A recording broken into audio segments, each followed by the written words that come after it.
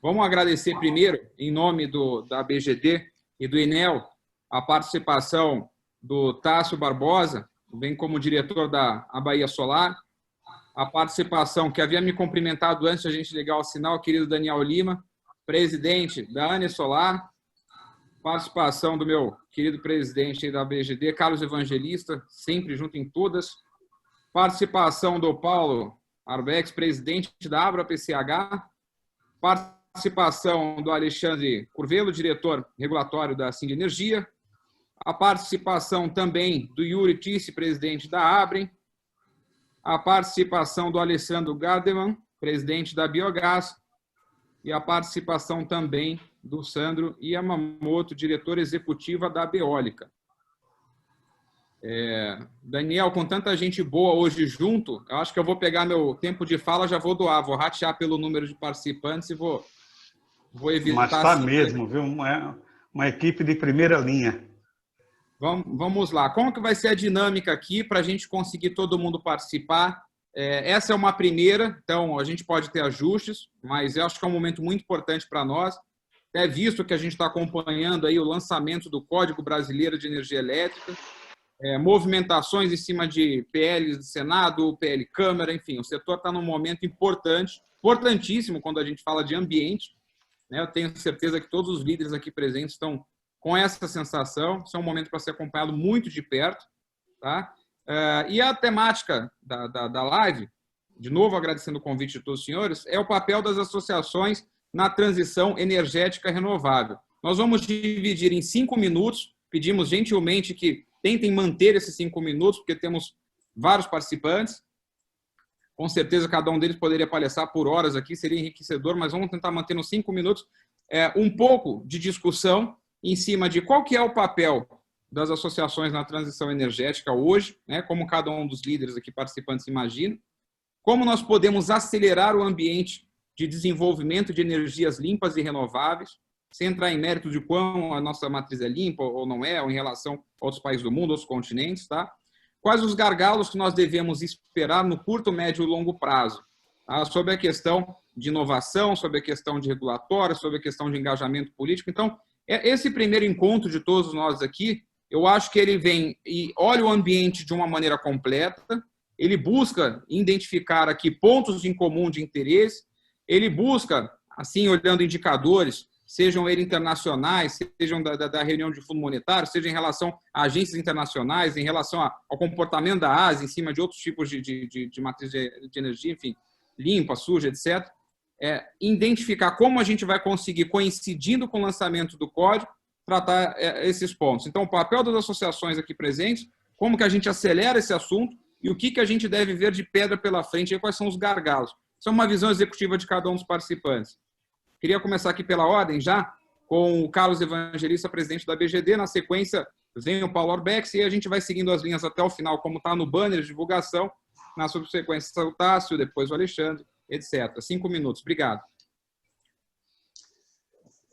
Obrigado, Heber. Deixa eu ver se meu microfone está ligado. Está. Obrigado, Heber. Obrigado. Parabéns aí pela organização de mais esse evento, em parceria conosco, com a BGD.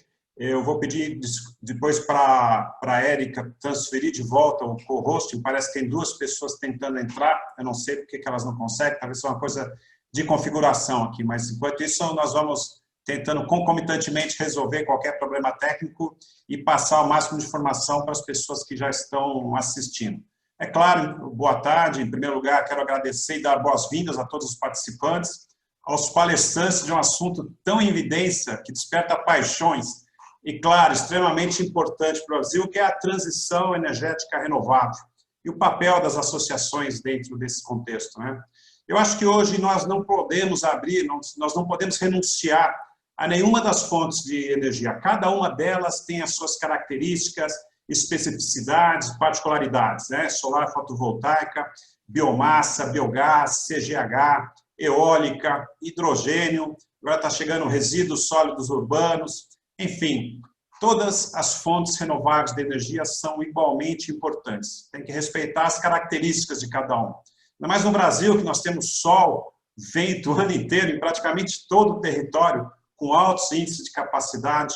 Nós somos um dos líderes mundiais de agrobusiness, portanto, farto em biomassa, biogás, oriundo de bagaço de cana, palha de arroz, resíduos agrícolas, né, o que seja. Tenho certeza que o Alessandro e outros colegas vão falar melhor disso. Nós possuímos mais de 3.300 aterros sanitários no Brasil, a céu aberto, tudo isso em 5.500, mais de 5.500 municípios que geram lixo diariamente. Hoje isso é um passivo, nós temos condições de transformar isso num ativo energético com valores altíssimos, ajudando a política alinhado com a Política Nacional de Resíduos Sólidos e gerando energia, injetando essa energia na rede. Nós temos uma vasta rede hídrica com excelentes oportunidades de aproveitamento das quedas d'água. Eu tenho certeza que o Paulo Arbex vai falar sobre isso, representando a Abra PCH. Enfim, está mais do que na hora de nós inserirmos o Brasil no século XXI, sermos líderes em tecnologias das mais diversas fontes de energia. E por que não falar, né? Tanto se fala aí nessa transição da descarbonização, digitalização, descentralização, os famosos 3D da transição energética. E o pessoal vai inventando letras, né? Vai colocando mais ainda, democratização, mais um D, tem a parte de S, né? Em inglês, ou C, de compartilhamento. Estão vindo os carros elétricos, hoje tem no Brasil por volta de 6.000, mas existem previsões que serão 180.000 em 2030, ou seja, somente daqui a 10 anos nós já teremos uma frota considerável. Na Alemanha, para vocês terem ideia, a previsão é já o ano que vem já 1 milhão de carros elétricos. É a previsão deles. Enfim, nós temos bastante assunto hoje. Eu vou ser breve, mas eu tenho certeza que nós vamos sair daqui convictos que muito trabalho vai se fazer pela frente, porque nós estamos tramitando numa área assim, incrivelmente vantajosa, incrivelmente importante, que é a área energética. Agradeço novamente os colegas. Vamos seguindo em frente. Obrigado. Obrigado, Carlos, aí pela colocação, já pela introdução. E queria, de novo, manter a provocação daquelas 3 questões que nós anunciamos na live, aproveitando já toda a introdução que você colocou de questões mais amplas, convidar aqui o colega Paulo Arbex para tomar a palavra. Bem-vindo, Paulo. Boa tarde. Boa tarde. Eu estou com problema com o meu vídeo. Vocês me veem? Não, nós não vemos. Como sugestão, Weber, o que você acha de seguir para os outros colegas, enquanto o Paulo tenta configurar a câmera dele? Se ele não conseguir, não tem problema. No final, ele segue com as palavras dele. Tá bom, perfeito. Vamos passar, então, na sequência do Paulo, já para o Tássio Barbosa. Mas, Paulo, se isso de alguma maneira aquece seu coração, sua lembrança é viva, viu? Seu rosto está conosco. Então, mesmo com a voz... Obrigado. Nós ficamos na dúvida, né? Se é a câmera que estava desligada ou é o quarto que está com a luz desligada, mas com certeza é a câmera. Vamos lá, Tássio. Por favor, toma a palavra e coloca na sua análise essas 3 questões para nós. Compartilha conosco um pouco o seu conhecimento. Certo, eu vou sortear uma questão só por causa do tempo, viu? Queria agradecer aí o Weber pelo convite, né, a BGD. E o papel das associações nessa transição, se eu fosse resumir uma frase, eu falaria o seguinte: dar pedra para os Davis derrotarem os Golias.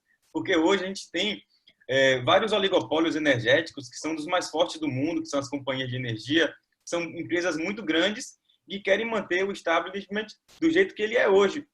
É aquela velha história do Uber. E só que a diferença é que a gente não está lutando contra os taxistas, a gente está lutando contra pessoas e empresas muito mais poderosas do que nós. Então, o que é que as associações podem fazer? Hoje as pessoas pensam, pô, como assim eu posso gerar minha própria energia? Isso funciona?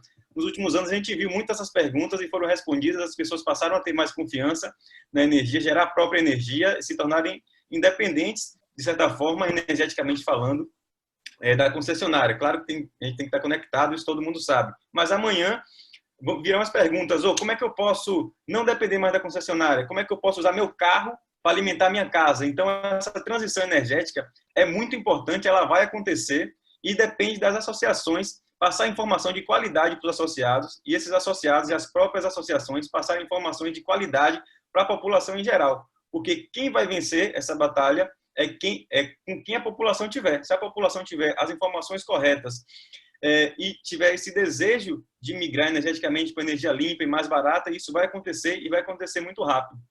Então, sobre a Bahia Solar, como é que ela tem feito isso? Ela foi fundada lá em 2015, tem hoje 46 empresas, empresas que já fazem parte como conquistas, tivemos várias reuniões na Assembleia Legislativa do Estado, com a CEINFRA, com a concessionária, que aqui no caso é só com a Coelba, falando sobre descumprimento de prazo, disponibilidade de equipes, tem corpo técnico, tem advogados, tem engenheiros que tratam, que fazem consultoria a essas empresas que são associadas. Então, a gente tenta reunir com o máximo de informações. Fizemos participação também no Senado, em 2 comissões de infraestrutura e de assuntos econômicos. Sem associação, a gente não seria ouvido nem na própria Bahia, quanto mais no Brasil. São fatos que a Associação Baiana conseguiu. Hoje ela tem essa visibilidade, a gente conseguiu fazer parte do corpo técnico que ajudou as associações, inclusive a BGD e a Solar, a fazer um documento técnico naquela ocasião da CP25 da ANEEL, que eles queriam taxar a energia solar em 68%, e a gente conseguiu quebrar isso, fazendo inclusive reuniões do Ministério da Economia. Então, para mim, o papel da associação é esse, é fazer com que a união faça a força. E, parafraseando Raul Seixas, que é baiano, tem uma música que ele fala assim: sonho que se sonha só é só um sonho que se sonha só, mas sonho que se sonha junto é realidade. Uma canção que se chama Prelúdio, de Raul Seixas, baiano, e para mostrar realmente o papel das associações nesse Brasil. Temos que unir forças para podermos ser ouvidos e para podermos mostrar, no caso específico das associações de energia, que o futuro está nas energias renováveis, nas energias limpas e baratas para a população. Obrigado, Tássio. Obrigado pela sua colocação. A gente concorda que são 3 perguntas, né, sensíveis, amplas, mas obrigado. A gente volta um formatinho um pouco mais aberto depois da fala de todo mundo. O Alessandro Curvelo está conosco, Carlos Evangelista? Acredito que sim. Pela ordem, Alessandro Curvelo. Estava agora há pouco, né? Alessandro Curvelo tem a palavra agora. Não sei se ele caiu. Eu acho que caiu, porque eu cheguei a ver o nome dele aqui. Tá bom. Tomamos. Passamos para aproveitar o tempo que é importante, então, para o nosso colega Alessandro Gardman, presidente da Biogás, fazendo aí essa provocação das 3 questões. Não sei se ele vai escolher uma como Tássio. Bem-vindo, Alessandro. Boa tarde. Tudo bem? Como é que vai? Muito obrigado, Heber. Muito obrigado, Carlos, pela organização e promoção desse excelente seminário. Primeiro, todas as associações trabalharem em conjunto já é uma grande força, mostra o poder que tem a organização social, a sociedade civil quando se organiza, né? Se juntarmos aqui as associações que estão aqui representadas, grande parte do PIB energético renovável está aqui presente discutindo, né? Eu acho que isso é importantíssimo e demonstra o poder que o associativismo tem. Nós, na Biogás, começamos em 2013. Começamos pequeno, Biogás era uma coisa totalmente desperdiçada e sem ninguém dar atenção para o tema. Não tinha nada da parte regulatória feita. E quando a associação se juntou, nós montamos uma proposta de Programa Nacional de Biogás e Biometano em 2014.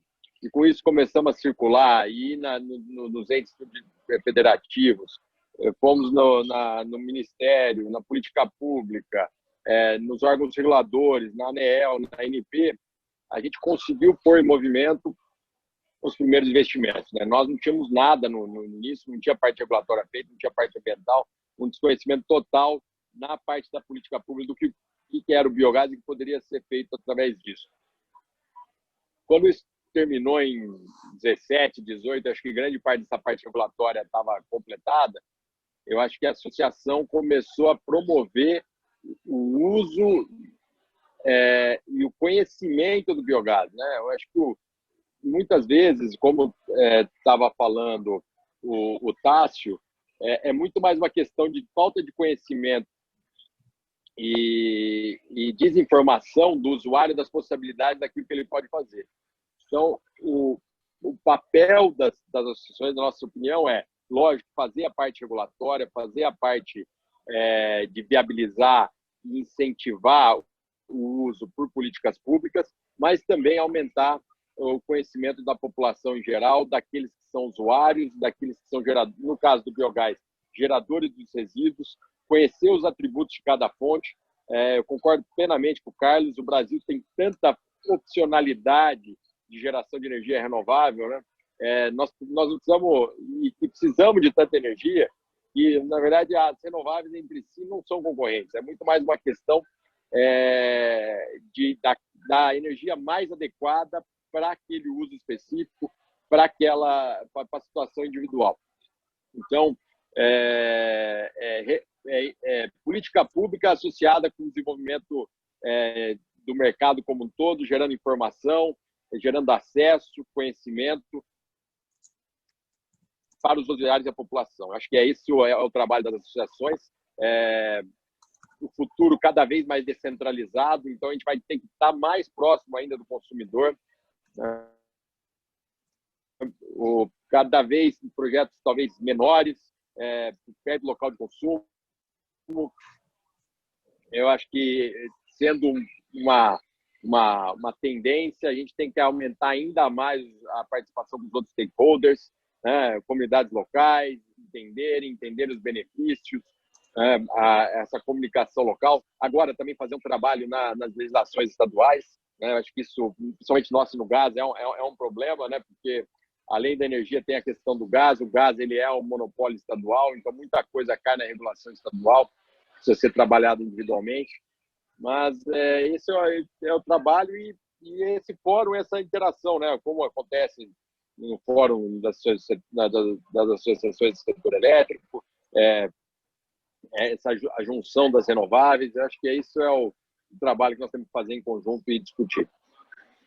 Muito obrigado pelo tempo, gente. Obrigado, Alessandro. Muito obrigado. E a gente está sendo, o que está muito legal, a gente está sendo aqui religioso com o tempo. Estou até abismado. Queria passar agora para o Daniel Lima, presidente da Nesolar. Daniel, está contigo.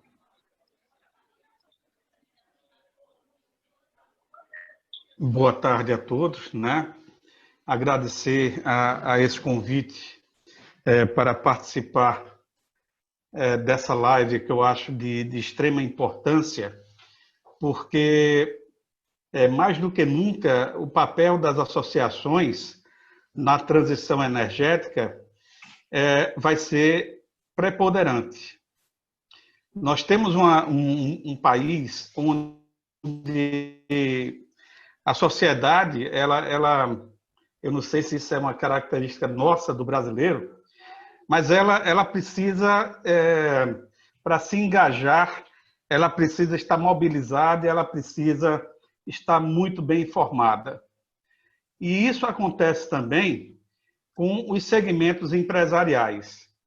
Então, da nossa parte, como Associação Nordestina de Energia Solar, para a gente, esse momento é importantíssimo, porque o Brasil ele passa forçosamente por um período de transição, mas ainda não é aquela transição energética que o restante do mundo vem passando, mas é um período de transição de um modelo completamente insustentável, que é o modelo atual, para a gente tentar encontrar um modelo que se torne viável, principalmente para os consumidores de energia. Então, as tarifas de energia no Brasil, elas estão se tornando insuportáveis, tá?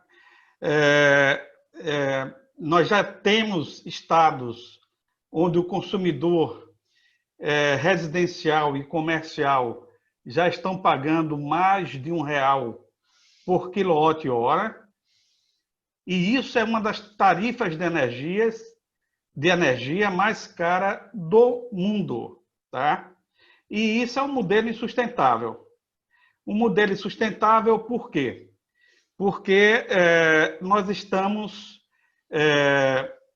a gente herdou, na verdade, um período aí de desastatização, ou seja, de privatização do setor elétrico, e parece que o setor elétrico era uma doença muito ruim, porque todos os negócios que foram feitos na privatização do setor elétrico, eles tiveram garantias assim totais.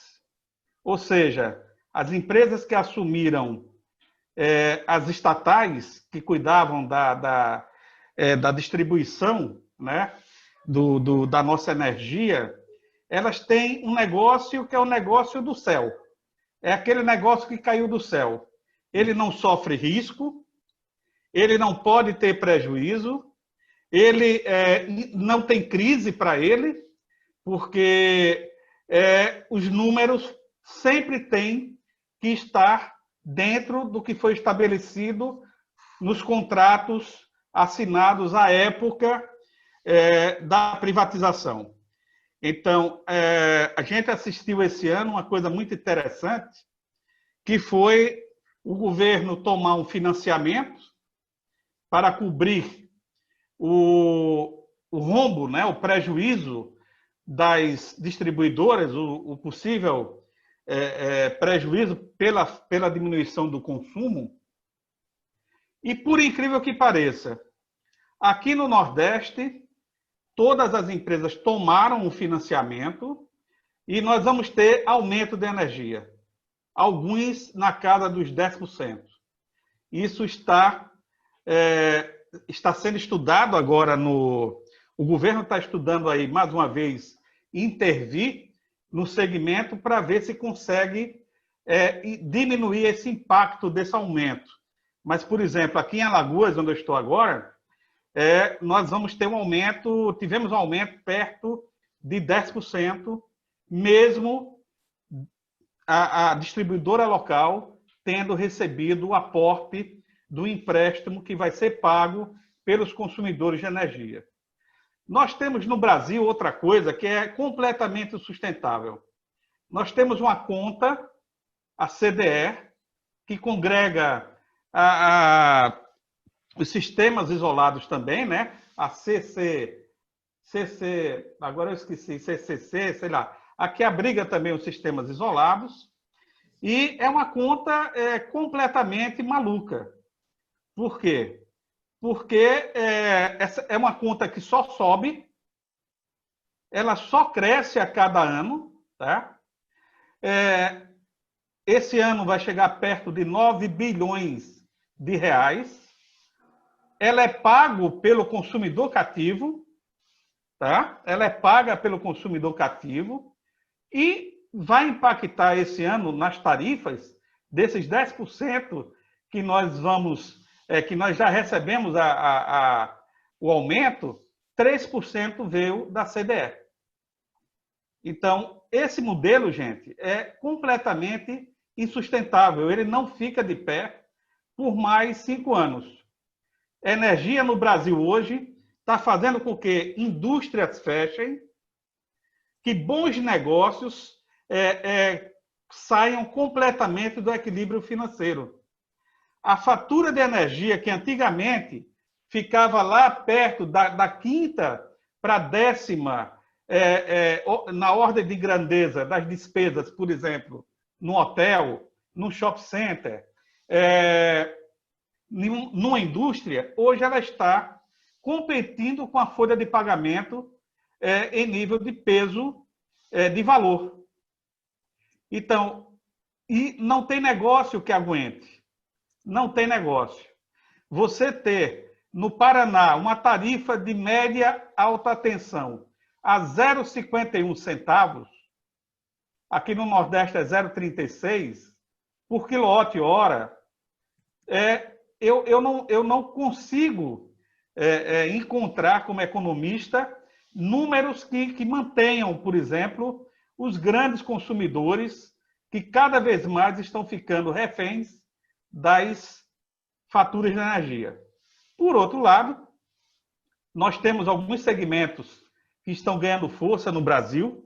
É o caso da micro e mini geração de energia, que pode ser uma alternativa, pode vir a ser uma alternativa e, por incrível que pareça, segmentos do governo querem destruí-la, querem torná-la também inviável. Ou seja, a luzinha no fim do túnel eles querem apagar, porque ainda é uma alternativa que as empresas hoje têm de tentar vencer a dificuldade imposta para pagar as suas despesas com o consumo de energia. Para finalizar, nós temos uma situação que é muito interessante. Aqui no Nordeste, nós temos 650 megawatts instalado de GD, de potência instalada de GD, nos 9 estados do Nordeste. Temos a Bahia e o Ceará com mais de 100. Em Minas, o estado de Minas, ele tem 780 megas instalado só em Minas. E nós temos nos 3 estados do Sul 885 megas instalados. O Sul, ele tem quase 30% a menos de radiação solar do que as áreas razoáveis aqui do Nordeste. As melhores chegam a quase 50% em termos de geração de energia. E a gente encontra esse tipo de... uma discrepância, tá? Então, a gente precisa também, como associação, isso eu estou puxando aqui para o lado da GD, estudar o que está acontecendo para a gente identificar quais os possíveis caminhos para a gente tentar vencer esses desafios, tá? Então, para não me alongar mais, passa a bola. Obrigado, Daniel. Obrigado. E passou um pouquinho do tempo, foi em 8, mas foi ótimo. É porque uns falaram menos. É verdade. Eu aproveitei. É verdade. Eu já estou compartilhando essa responsabilidade para depois eu apanhar, não apanhar sozinho. Estava todo mundo consensuado no grupo. Vamos voltar lá. Obrigado, Daniel. Vamos voltar para o Paulo Darbeck, eu acho que ele conseguiu estabelecer o vídeo. Paulo, é exatamente como nós lembrávamos de você. Você permanece o mesmo, viu? O tempo te faz bem. Fala conosco, Paulo. Sem som. Está sem som. A câmera aparece para nós aqui. Aparece para todos. Desculpa, o microfone. Microfone. E agora foi. Perfeito. Bom te ver, Paulo. Vamos lá. Tudo bem? Olha, muito obrigado pelo convite. Acho que esse debate é fundamental. Fico contente de ver aqui os amigos da geração distribuída, os amigos das renováveis. E acho que o principal ponto é que nós realmente precisamos nos unir, aí, as associações das renováveis, as associações dos micros, pequenos, médios empreendedores, porque o rolo compressor aí é pesado, né? Qual que eu acho que é o principal papel das associações? Muita gente aí falou um pouquinho dos problemas, não sei o quê, mas eu queria tentar entrar num problema que eu acho que é o problema fundamental, é a raiz não só dos problemas do setor elétrico, acho que a raiz dos problemas do Brasil, né? O Brasil, nós não temos nem ditadura, nem democracia. O que a gente tem aqui no Brasil é uma privilegiatura, né? E no setor elétrico isso é muito acentuado. O Paulo Guedes, eu sempre falo essas coisas, o Carlos gosta dessa frase, até dá risada, mas eu acho que é uma frase do Paulo Guedes que resume bem o problema do Brasil, né? Ele diz que o problema do Brasil é que o Brasil tem 6 empreiteiras, meia dúzia de banco também, uma petroleira e 200 milhões de otários, né? E isso tem realmente acontecido muito, né? A gente está aí, o mundo inteiro vivendo uma situação de migração para a energia renovável, proibindo a produção de carro a combustível fóssil a partir de 2030, 2035, dependendo do país. E a gente aqui no Brasil está aumentando a participação das termoelétricas fósseis na matriz elétrica brasileira. A gente tinha, até o final da década de 90, a gente tinha 90% da nossa energia produzida a partir de fonte renovável, hidrelétrica. Não vai adiantar nada a gente colocar solar, eólica, biomassa na matriz, se a gente passar a cobrir a intermitência ou o período noturno e tal com energia fóssil. Né? O que adianta botar o carro elétrico na matriz e abastecer o carro elétrico queimando petróleo para gerar energia elétrica? Né? É varrer a sala e esconder a sujeira embaixo do tapete. Não é por aí. A gente precisa criar uma matriz realmente renovável, em que as fontes renováveis se complementem entre si, cubram aí as variabilidades umas das outras. E o bom é que o Brasil consegue fazer isso aí muito mais barato. A gente fez alguns absurdos aqui, quando eu falo da privilegiatura. Nós temos termoelétrica hoje, eu falava em 1.500, 1.200, não é muito mais que isso. Para minha surpresa, vieram 2 usinas aqui, R$ 1.987 de CVU, custo variável unitário, fora o fixo, né? São 2 térmicas em Manaus. Pior que isso, né? O discurso lá em 2000, quando veio o apagão, não, temos que fazer termoelétrica para cobrir, para fazer o papel dos reservatórios, não, vai ser o seguro do setor elétrico. Pô, nesse preço aí, não, obrigado, é o seguro mais caro do mundo, né? Se a gente consegue gerar lote de energia só com fonte renovável, a um preço total combinado aí de uns R$300. Mas o que eu vejo é só, não, o gás. O gás é o combustível, ele não é limpo, poxa. A hidráulica é 4 gramas por quilowatt-hora, a eólica é 12, a solar é 48, o gás é 260. Não tem nada de limpo. E as emissões são só a ponta do iceberg dos danos ambientais da indústria fóssil. Você tem aí o problema do coque verde, você tem o problema dos gases venenosos, você tem o problema da chuva ácida, você tem o problema dos vazamentos que poluem rio, mata peixe, mata vida, tem N outros problemas, né?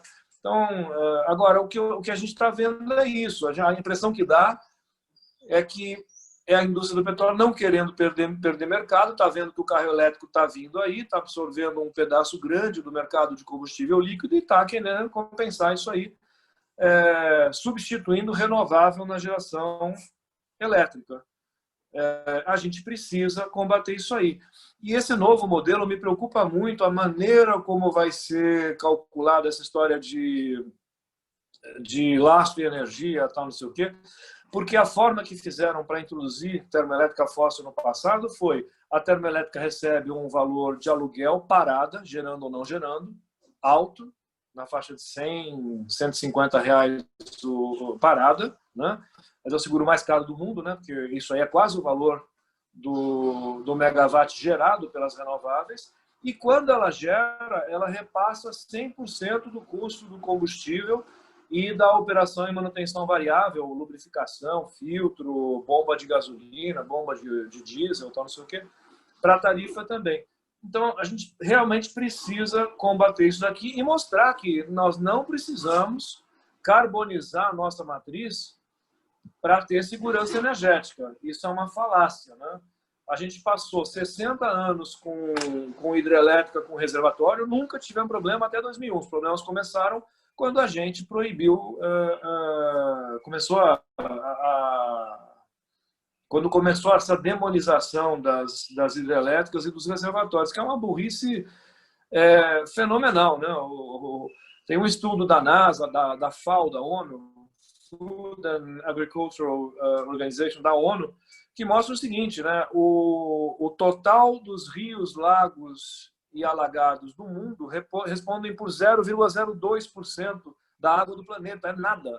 E para fazer uma xicrinha de café, para produzir uma xicrinha de café, você gasta 150 litros de água, 15 mil litros de água para produzir 1 quilo de carne. Quer dizer, é um bem ultra escasso, essencial à vida e extremamente demandado. O que você faz quando você tem uma situação dessa? Você estoca, né? Você cria estoques desse bem essencial à vida e à dignidade humana e para a economia. Aqui no Brasil, a gente faz o contrário, né? Se a gente pega a Alemanha, tem metade do tamanho do estado de Minas Gerais, tem 7.200 hidrelétricas. O Brasil, com o maior potencial hidráulico do mundo, tem 1.350 e não quer deixar construir mais. Quer dizer, é brincadeira, né?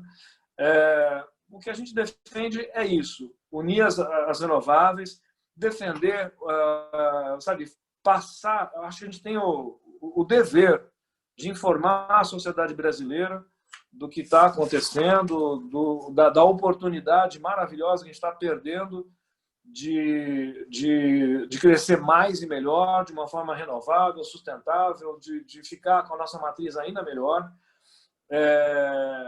Quanto à segurança, eu vejo os contratos dessas térmicas, vários contratos. Tem térmica aí que, para você acionar, para o ONS acionar, eles têm que avisar 72 horas antes. Quem está cobrindo os problemas de tensão, de intermitência, de variabilidade da rede são as hidráulicas, que é só você abrir um pouquinho mais o distribuidor e ela gera quase que instantaneamente. A térmica mais rápida que eu encontrei, ela tinha uma rampa de aquecimento de meia hora, né? Quer dizer, 30 minutos para ela conseguir.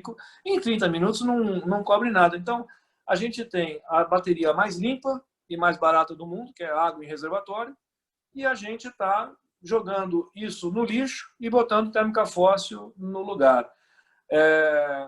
Acho que nós, associações de renováveis, temos que mostrar isso tudo, e acho que a gente tem que participar bastante das discussões do novo modelo do setor elétrico. Eu estou vendo essa discussão dominada só por grandes players, grandes lobbies, e lutar para um setor que realmente funcione, que tenha regras que aloquem os custos para quem foi responsável por eles, os riscos para quem é de direito,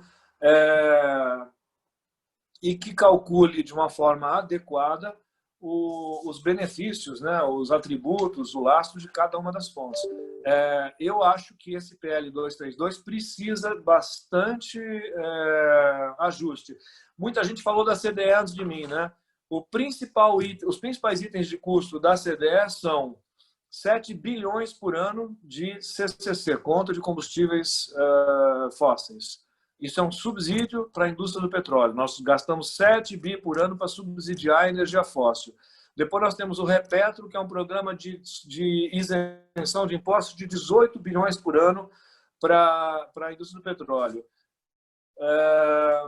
Nós tivemos uma proposta no PL do GSF, né, que era para resolver o problema do GSF, de pegar 240 bilhões de reais de imposto de royalties do petróleo e tirar esse dinheiro do Tesouro, usar para dar de presente uma malha de gasoduto para o pessoal do petróleo.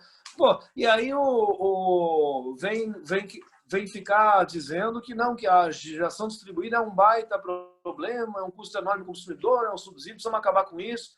Pelo amor de Deus, é brincadeira, tem quase 400 bi até 2040 de Repetro, 7 bi por ano para a CCC, e é a Dona Maria, é a Solarzinha, é a micro CGA, a usina hidrelétrica, que é o problema que tá afetando, né? Isso, a gente precisa dizer isso mais, né? Colocar a boca no trombone. Acho que a gente tem que colocar isso. Brasil, qualquer país desenvolvido, é desenvolvido com micro, pequena e média empresa. São elas que geram empregos de qualidade, em volume grande. Elas são responsáveis por 60%, 70% dos empregos do planeta. Essa coisa desse país aí dominado por meia dúzia de privilegiados precisa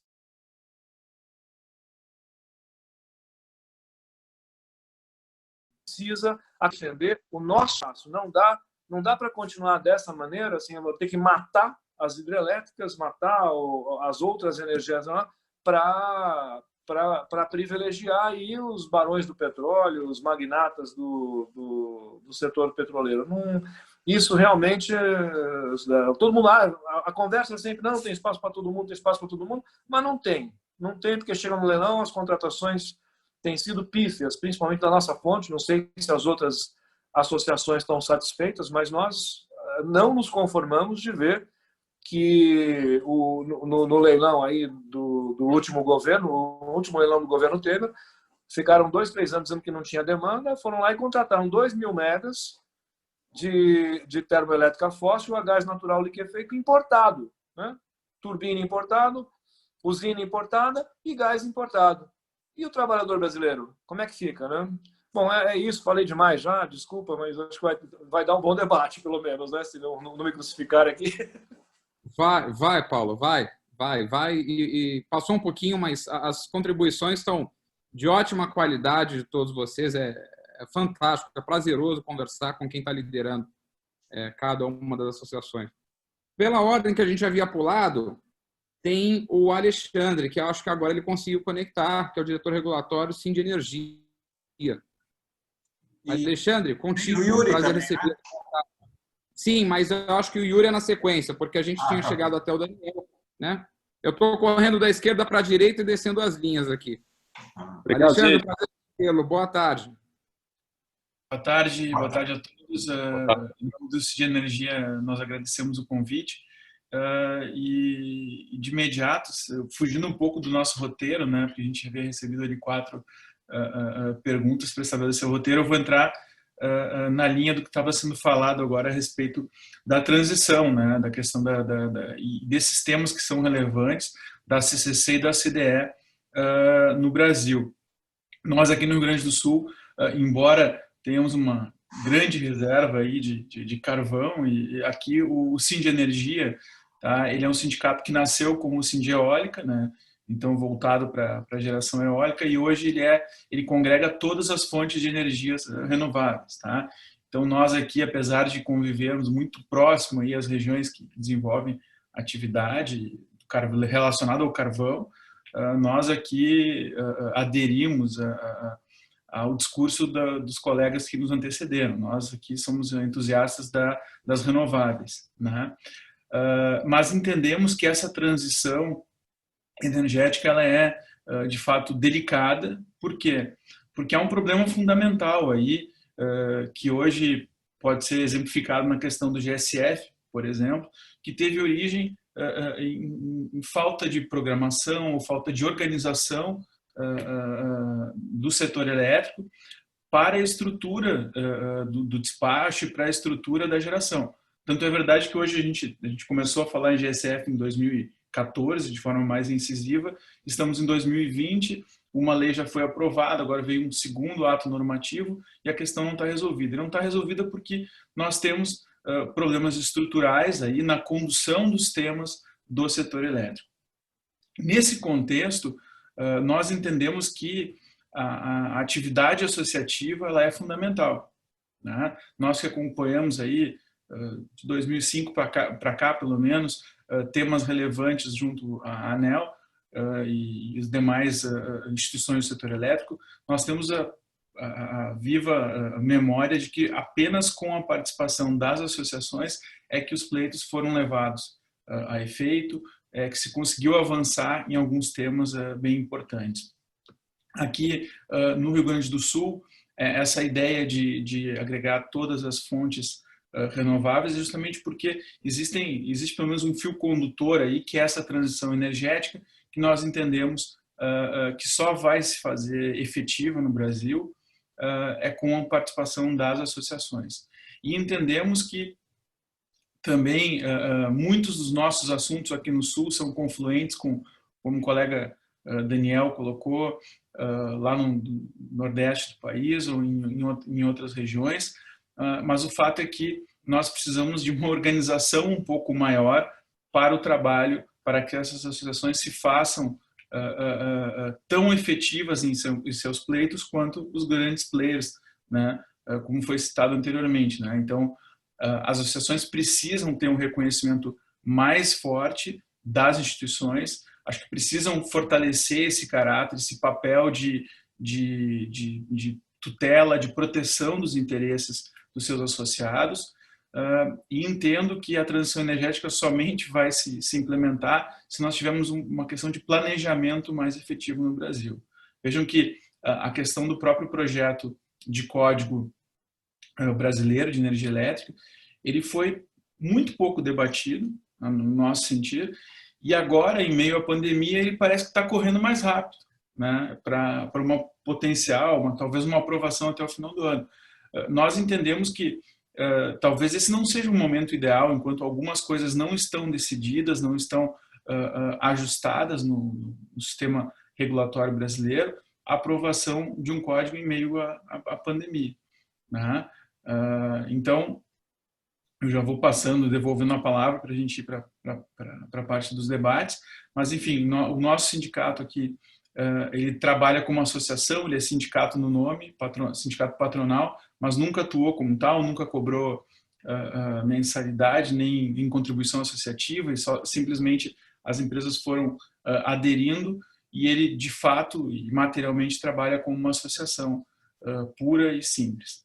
A nossa ideia, então, é que essa transição energética precisa de um apoio interinstitucional, ou seja, de outras associações, para que se faça ouvir perante os atores regulatórios, especialmente a ANEEL e a administração direta no Ministério de Minas e Energia. Obrigado, Alexandre. Muito obrigado. E aí, dentro do tempo, até foi mais breve. Respondendo já a pergunta do Yuri. Yuri, sim, você é o próximo. Os mesmos 5 minutos. Prazer recebê-lo e boa tarde. Boa tarde a todos vocês que nos assistem aqui. Um prazer enorme.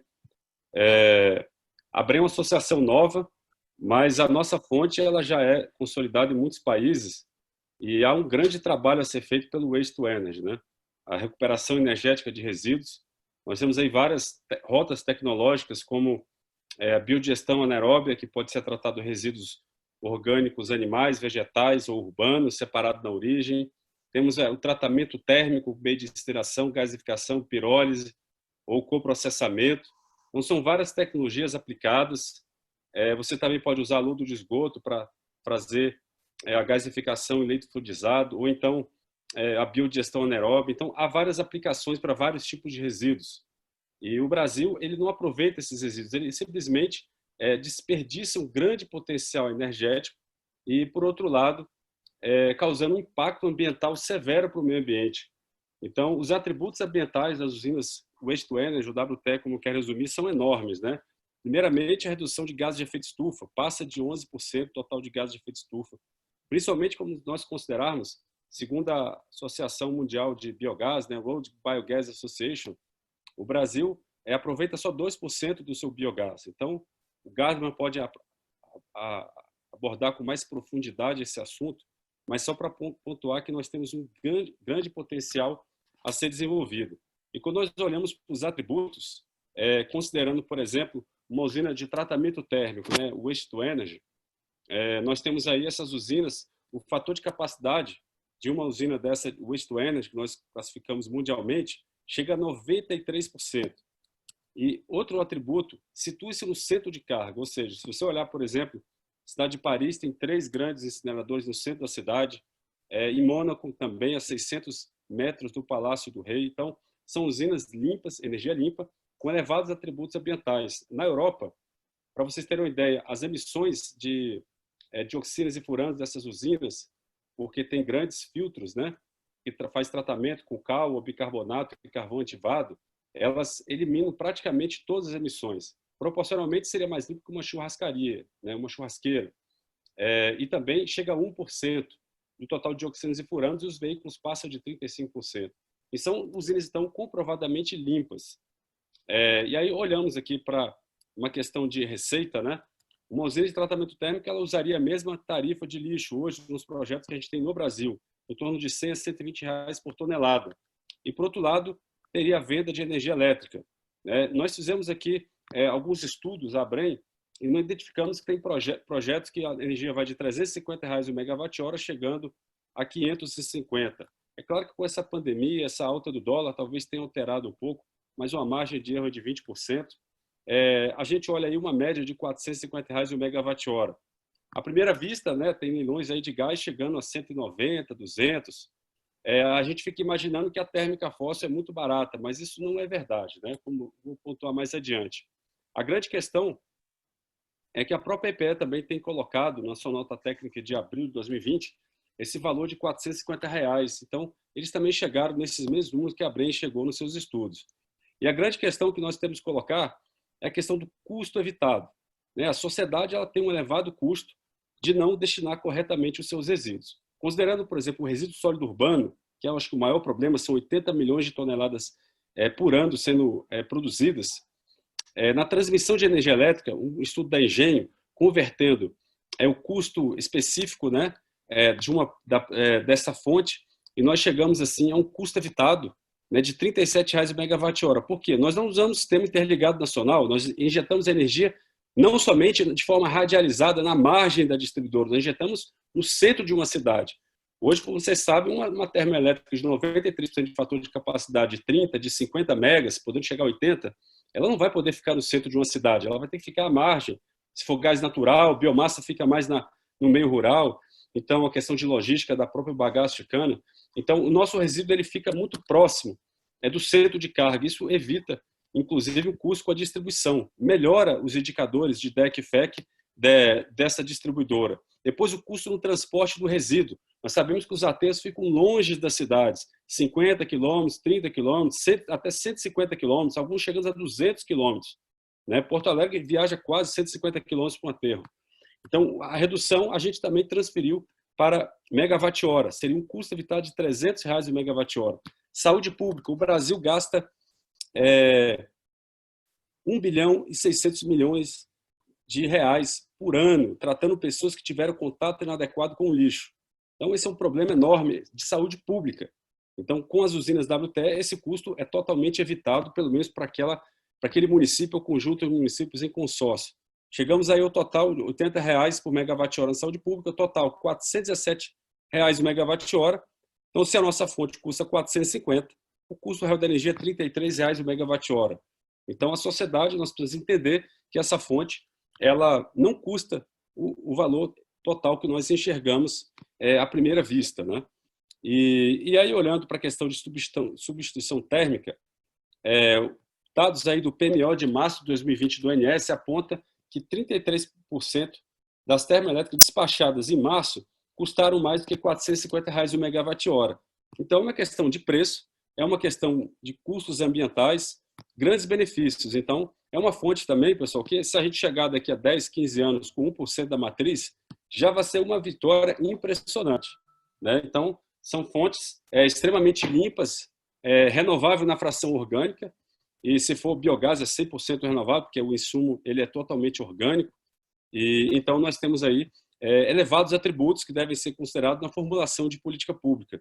E com isso, essa transição energética, nós devemos ter o cuidado de, às vezes, olhar para a fonte que nós estamos apresentando como algo assim, não, mas vai ter um subsídio ali, vai ter um benefício temporário, quem sabe. O Proinfa, no passado, ele foi responsável porque a gente tem hoje 20% de renováveis a partir de biomassa, PCHs e eólicas. Como é que isso aconteceu? O Proinfa, ele foi um subsídio e até hoje nós temos subsídios, 50% de desconto na tarifa na TUSE ou na TUSE.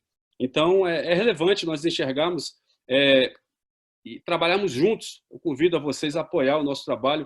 Carlos Evangelista, eu quero agradecer pela BEST ter feito um brilhante trabalho no desenvolvimento dessa importante fonte para o Brasil e que creio que vai deixar um meio ambiente mais limpo para as presentes e futuras gerações. Obrigado. À disposição para o debate aí depois. Obrigado, Yuri. Obrigado aí pelas contribuições de grande valia. Obrigado. Vamos lá. Vamos passar agora para o nosso colega Sandro Yamamoto, diretor executivo da Abeólica, mas ele é da turma dos ventos, esse daí pega qualquer um longe, vai atrás e pega. Então, ele é o último, mas vai ganhar o tempo agora.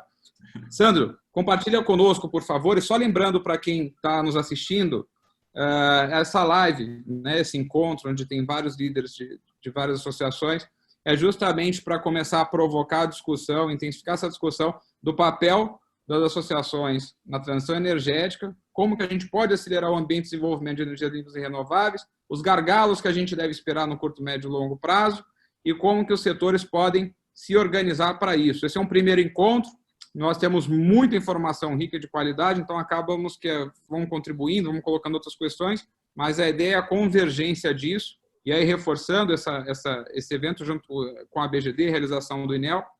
O INEL é o Instituto Nacional de Energia Limpa, que fica sediado em Brasília, no Palácio da Agricultura, fica à disposição e está buscando a BGD também nessa aliança, e é uma aliança que a gente quer aumentar, encontrar os pontos de convergência, intensificar esses pontos de convergência e fortalecer esse processo organizacional, né? Estabelecer uma disciplina mais rígida ainda e organizacional para que a gente possa lidar com questões maiores, como foram colocadas, com forças maiores, às vezes forças talvez ainda não conhecidas, viu, Carlos? Eu estou aprendendo. Ainda não conhecidas, usando as palavras depois do processo da ABRAD, e tentar entender como a gente positivamente melhora e acelera esse ambiente de desenvolvimento das energias. Então, desculpa, Sandro, tomar o tempo, mas, por favor, fique à vontade, é um prazer recebê-lo. Boa tarde.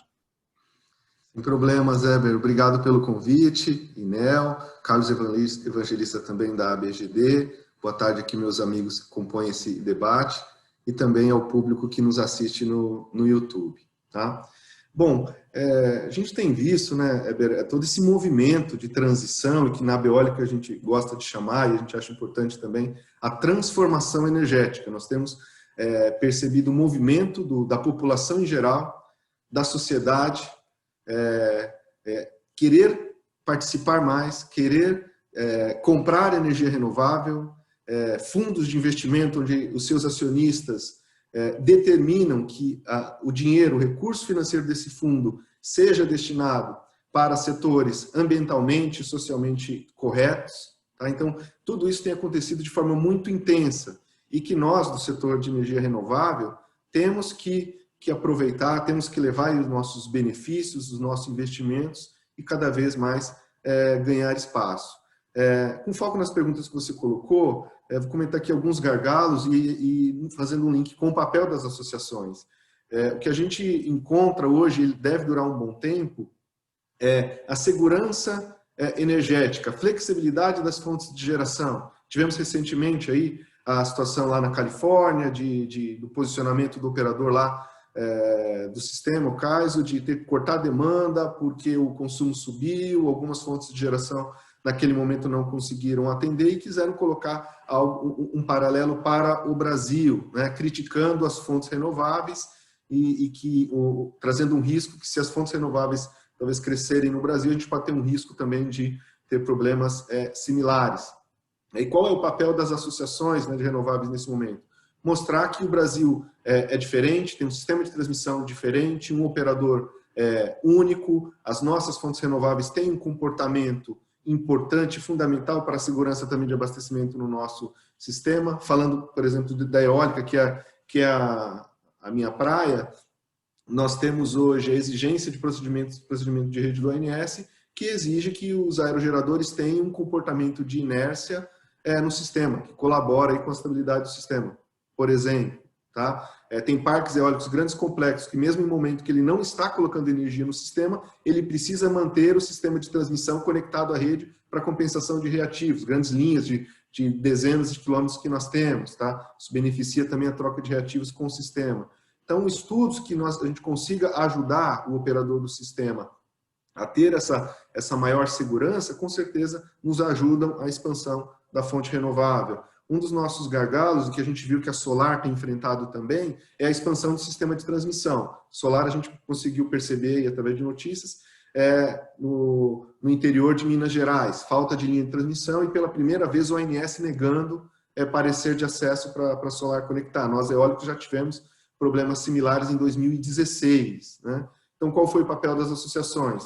No nosso caso, na época, contratamos um grande estudo com foco em sistemas de transmissão e reuniões com o poder público para mostrar caminhos alternativos para viabilizar a transmissão das fontes renováveis, onde estão os melhores potenciais, o que é necessário colocar de investimento próximo a esses grandes potenciais para que a energia possa ser escoada. Tá? Então, o papel da associação e das associações em mostrar não só os benefícios ambientais que a gente já conhece, que são muito difundidos, mas as externalidades que a gente costuma também colocar, positivas no sentido de distribuição de renda, a arrecadação para os municípios e Estado também, todo o efeito multiplicador dessa arrecadação, dos salários que são pagos, dos empregos que são gerados, no caso do eólico também tem a questão do arrendamento e regularização fundiária. Hoje, o setor eólico é um dos maiores programas de regularização fundiária que a gente tem no Nordeste, e a Solar está caminhando junto com isso, porque os proprietários das terras, muitos deles não têm o documento que diz que ele é o dono daquela área. O investidor vai lá e o ajuda na regularização. E aquele proprietário de terra, dono de uma área, mas que não tinha o papel, quando ele tem o registro na matrícula, um cartório no nome dele, ele passa, inclusive, a acessar programas sociais do Estado que ele está. Tá? Então, esse nosso papel de além de mostrar o benefício, a contribuição e materializar isso, né, acho que nos ajuda muito a vencer algumas barreiras. Mas, sem dúvida nenhuma, a segurança energética, a flexibilidade e o nosso papel de complementaridade, como foi falado no começo, talvez uma fonte sozinha, realmente ela não consiga entregar a energia no momento que o consumidor gostaria. Mas a união das fontes de energia, armazenamento também, novas tecnologias, sem dúvida é o caminho para a gente ganhar mais força e conseguir expandir mais na cadeia produtiva. Okay? E a ANEEL vai agora abrir uma consulta pública de projetos híbridos, fundamental nós participarmos e melhorar esse ambiente para que projetos de mais de uma geração consigam se viabilizar juntamente. Acho que esse também é um ponto muito importante para trabalharmos em conjunto. Tá? Então, são alguns pontos aí iniciais para a gente iniciar a nossa conversa. Espero ter atendido o tempo também. Obrigado, Heber. Obrigado, Sandro. Muito obrigado. Fechamos, então, a primeira rodada. Eu queria, de novo, como todos vocês viram, que a gente tinha 3 ou 4 questões, e cada uma delas demanda uma profundidade, um tempo, né, de discussão maior. Talvez a gente tenha sido muito animado em colocar tantas coisas de início, mas queria verticalizar um pouquinho uma preocupação e que outras pessoas têm perguntado, até já chegaram algumas perguntas aqui. Uma pessoa colocou aqui, que é o Taylor Vasconcelos, está nos assistindo. Obrigado, Taylor, pela pergunta. Falou assim, olha, prezado, já existe alguma proposta de criação de um órgão que centralize os desafios comuns às associações nas áreas de energias renováveis, enfim, visando, né, que ele coloca aqui, visando o desenvolvimento do Brasil. Obrigado. Taylor Vasconcelos, respondendo você, o INEL é relativamente novo. Eu sei que todas as associações aqui constituídas, algumas mais tradicionais, outras mais recentes, têm propostas muito fortes, muito sérias, né, de desenvolvimento do seu setor, das suas premissas, da visão, do que eles querem alcançar. Mas, tomando um pouco a liberdade pelo lado do INEL, eu acho que esse primeiro encontro com todos esses líderes é justamente, e em cima disso já queria fazer uma provocação mais vertical, de pontos, né, que todos nós aqui reunidos consigamos, ou sejam as primeiras impressões que a gente possa convergir e possa defender de uma maneira blocada, né, já que o Tássio colocou no início que as associações tinham que fornecer material para a gente lidar com desafios maiores, né, e cada um colocou um pouco das realidades, da questão de precificação, etc. Mas fazer a rodada de novo, Carlos, pedindo realmente que a gente entendesse eventualmente pontos que todos os senhores acham que a gente pode convergir para blocar, porque parece que essa expectativa, não só da reunião, mas aqui de outras pessoas que já estão acessando e perguntando, é justamente essa, ou seja, temos desafios, temos questões, temos pontos de convergência, quais seriam eles, né? Será que é uma régua horizontal? Será que um próximo passo seria algum tipo de encaminhamento de uma carta de intenção, né? de uma carta-missão? Né? Enfim, temos a Acordo de Paris, por exemplo, né? Qual que é a perspectiva de cada um de nós em relação ao que a gente precisa chegar, ao que a gente vai alcançar ou não vai alcançar? Então, essas posições em comum, esses pontos de convergência, se a gente pudesse verticalmente citar alguns deles, eu acho que esse encontro de todos aqui vai ser uma série de muitos, inclusive. Tem um potencial absurdo. Mas queria voltar pela ordem de todos os palestrantes, talvez não com 5, mas com 2 minutos, alguma coisa assim, para a gente ser um pouquinho mais dinâmico, devolvendo para o Carlos. Carlos, pontos de convergência aqui, respondendo a quem está assistindo, para que a gente materialize uma evolução dessa live. Isso não seja só a teoria, seja a materialização de um segundo passo, né? E cumprindo com o papel da live. Sem dúvida nenhuma, o primeiro passo para tudo isso acontecer é as associações conversarem entre si, porque às vezes a gente fica tão focado nos próprios problemas ou na fonte de energia que a gente já trabalha há anos, tem conhecimento, alguns aqui estão nisso há 10, 15, 20, até mais anos, conhecem tudo da própria fonte e acabam não conhecendo as particularidades das outras fontes, né? Onde que pega nas outras fontes. Aqui a gente sempre procurou juntar diferentes profissionais de diferentes associações, visando exatamente juntar todo esse conhecimento. Ainda tentamos, mas não conseguimos, faltou lá o Charles, da Abragel, até dou um abraço para o Charles, seria interessante trazê-lo também para o grupo, o Dr. Chang, da ABERS, da Associação Brasileira de Energia de Resíduos Sólidos, e outras que virão. Isso é fundamental para a gente discutir aqui, ter novas ideias, novos pontos de vista, novas colocações. Eu me lembro que, num caso específico de geração distribuída, há uns mesmo antes de vir essa discussão da ANEEL, né, a revisão da resolução 482, nós reunimos as associações, todas que na época estavam mais sensíveis a esse tema, e juntamos um grupo e começamos a trabalhar. Estava também, inclusive, a BINE, e desenvolvemos lá um texto, protocolamos, entregamos isso na ANEEL, o órgão regulador, antes mesmo deles iniciarem o processo de revisão da resolução 482.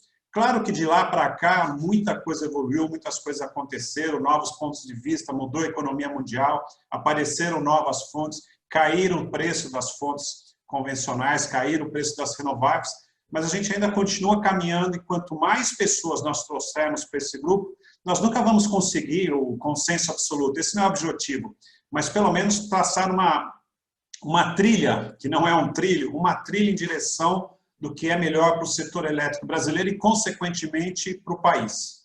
Eu acho que essa ação é primordial.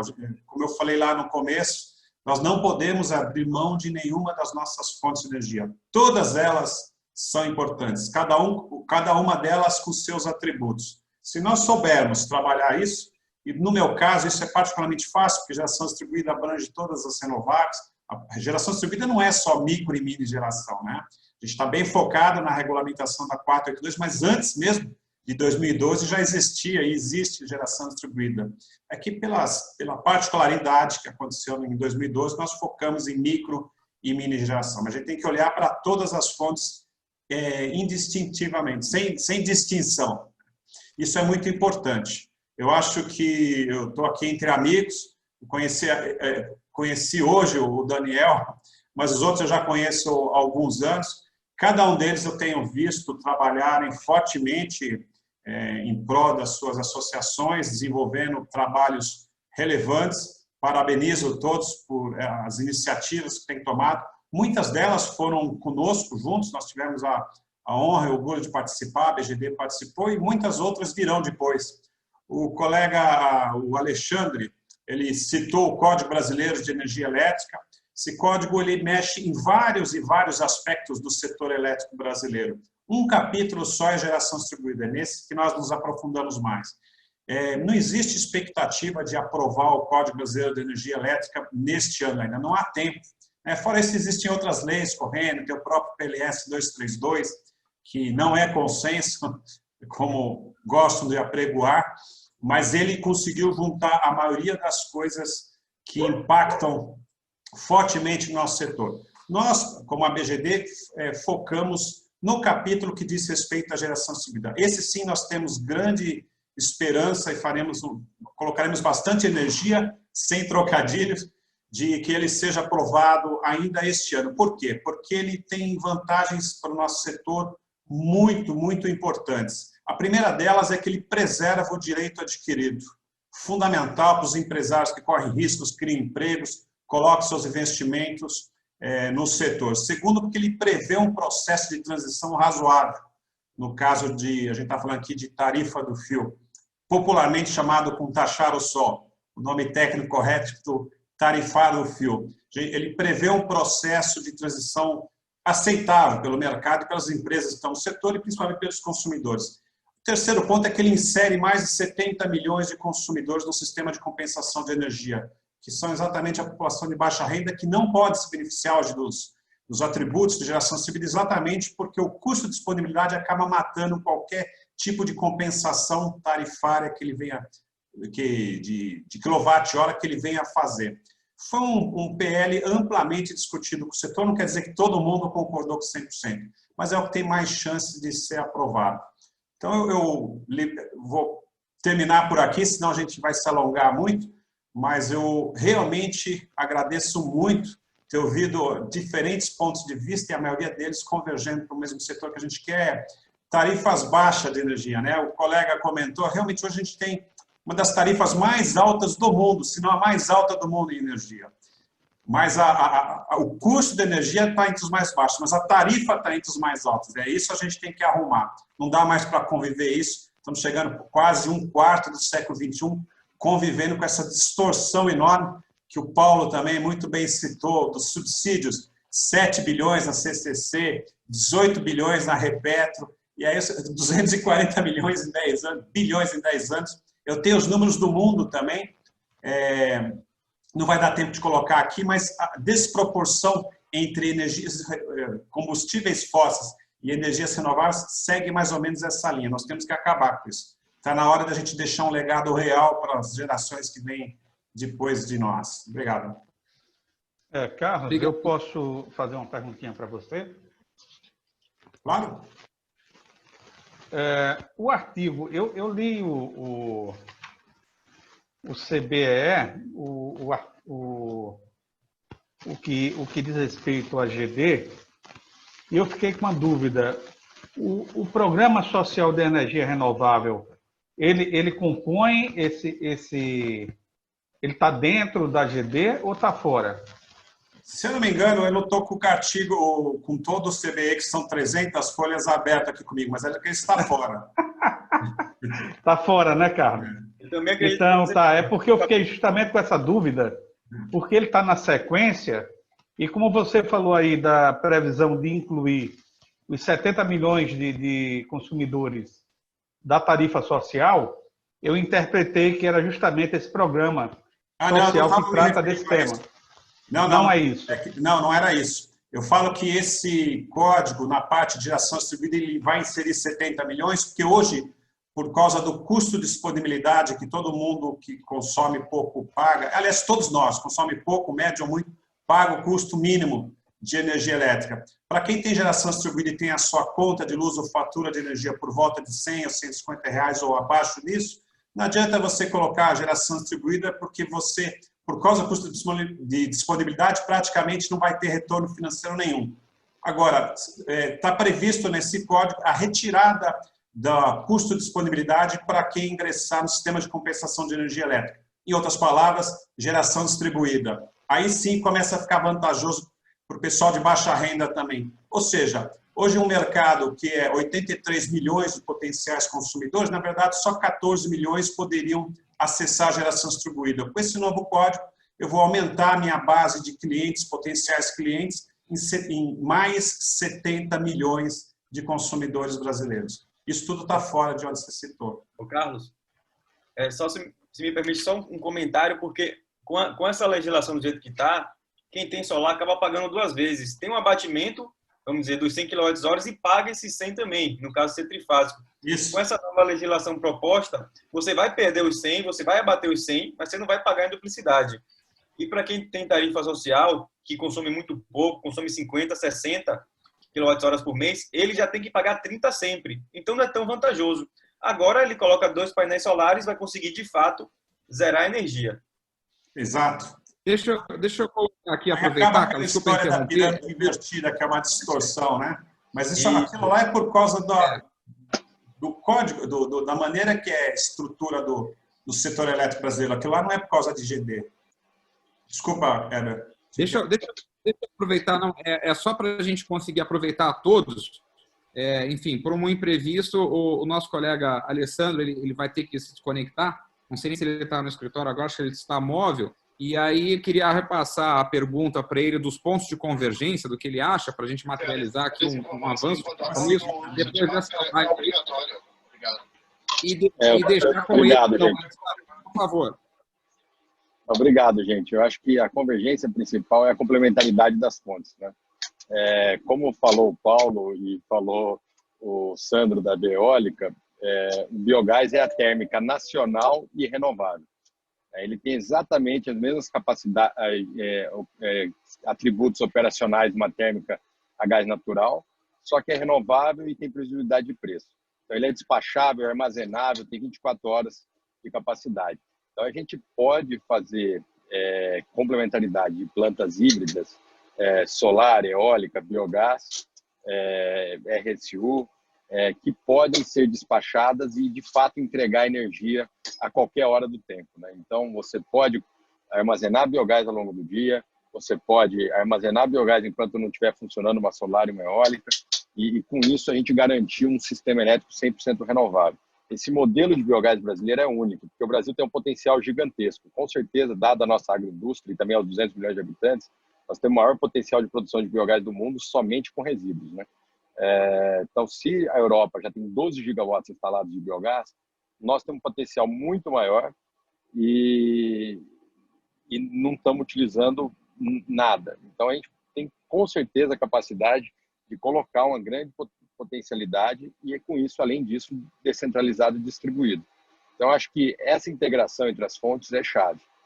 A gente não precisa, de fato, das térmicas fósseis para fazer a segurança do sistema energético brasileiro, e também concordo plenamente com o Sandro, fazer comparações com a Califórnia no sistema brasileiro não tem cabimento algum, né? Então, eu agradeço muito a abertura e a iniciativa de vocês. Eu acho que podem contar com a Biogás e o biogás para aumentar ainda mais a participação das renováveis no sistema.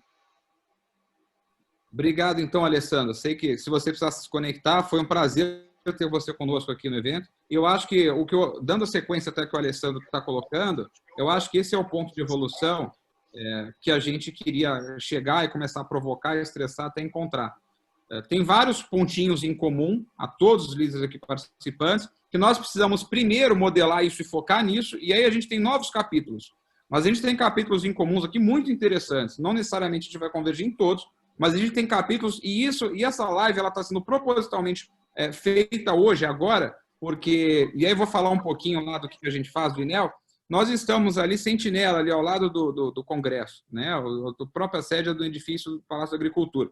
E dois objetivos que nós colocamos nessa linha, nessa visão de democratização, de expansão de acesso de energia limpa, renovável, enfim, mais barata ao país, de uma maneira geral, a gente tem um número sem fim de desafios, e a gente tem um ganho de aprendizado muito rápido nessa aliança, nessa interlocução com as demais associações. Então, primeira coisa, até porque algumas pessoas perguntavam, mas o INEL não é um trade-off, não tem nada disso, é um processo de aliança e desenvolvimento horizontal, e em segundo, existem vários pontos de convergência assim que, pontualmente ou individualmente, para algumas associações, ou, enfim, para fontes diversas, pode faltar um pouco de apoio, pode faltar um pouco de bloco, de grupo, e aí eu acho que a gente tem como avançar e identificar isso e avançar. Paulo, para não roubar o seu tempo, queria aí, só lembrando, sua visão aí, nos 2 minutos, pelo menos, de convergência, de pontos que você acha que a gente, com esse grupo aqui, consegue encontrar, caminhar e evoluir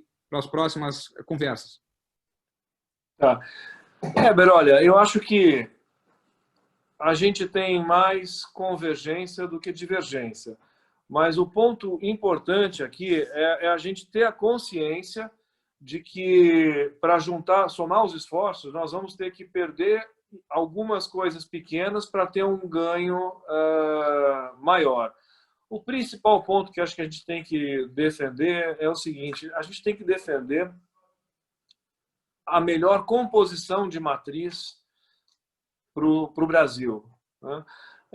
O Brasil tem praticado o jogo do perde-perde, né? A gente fica nessa briga dos lobbies, a gente fica assistindo de camarote essa briga dos grandes lobbies, e o grande lobby é até aquela esperteza burra, né? Quer dizer, o que você ganha no país se entra numa espiral descendente? O que adianta você aumentar a sua participação no mercado em que as coisas estão indo mal, né?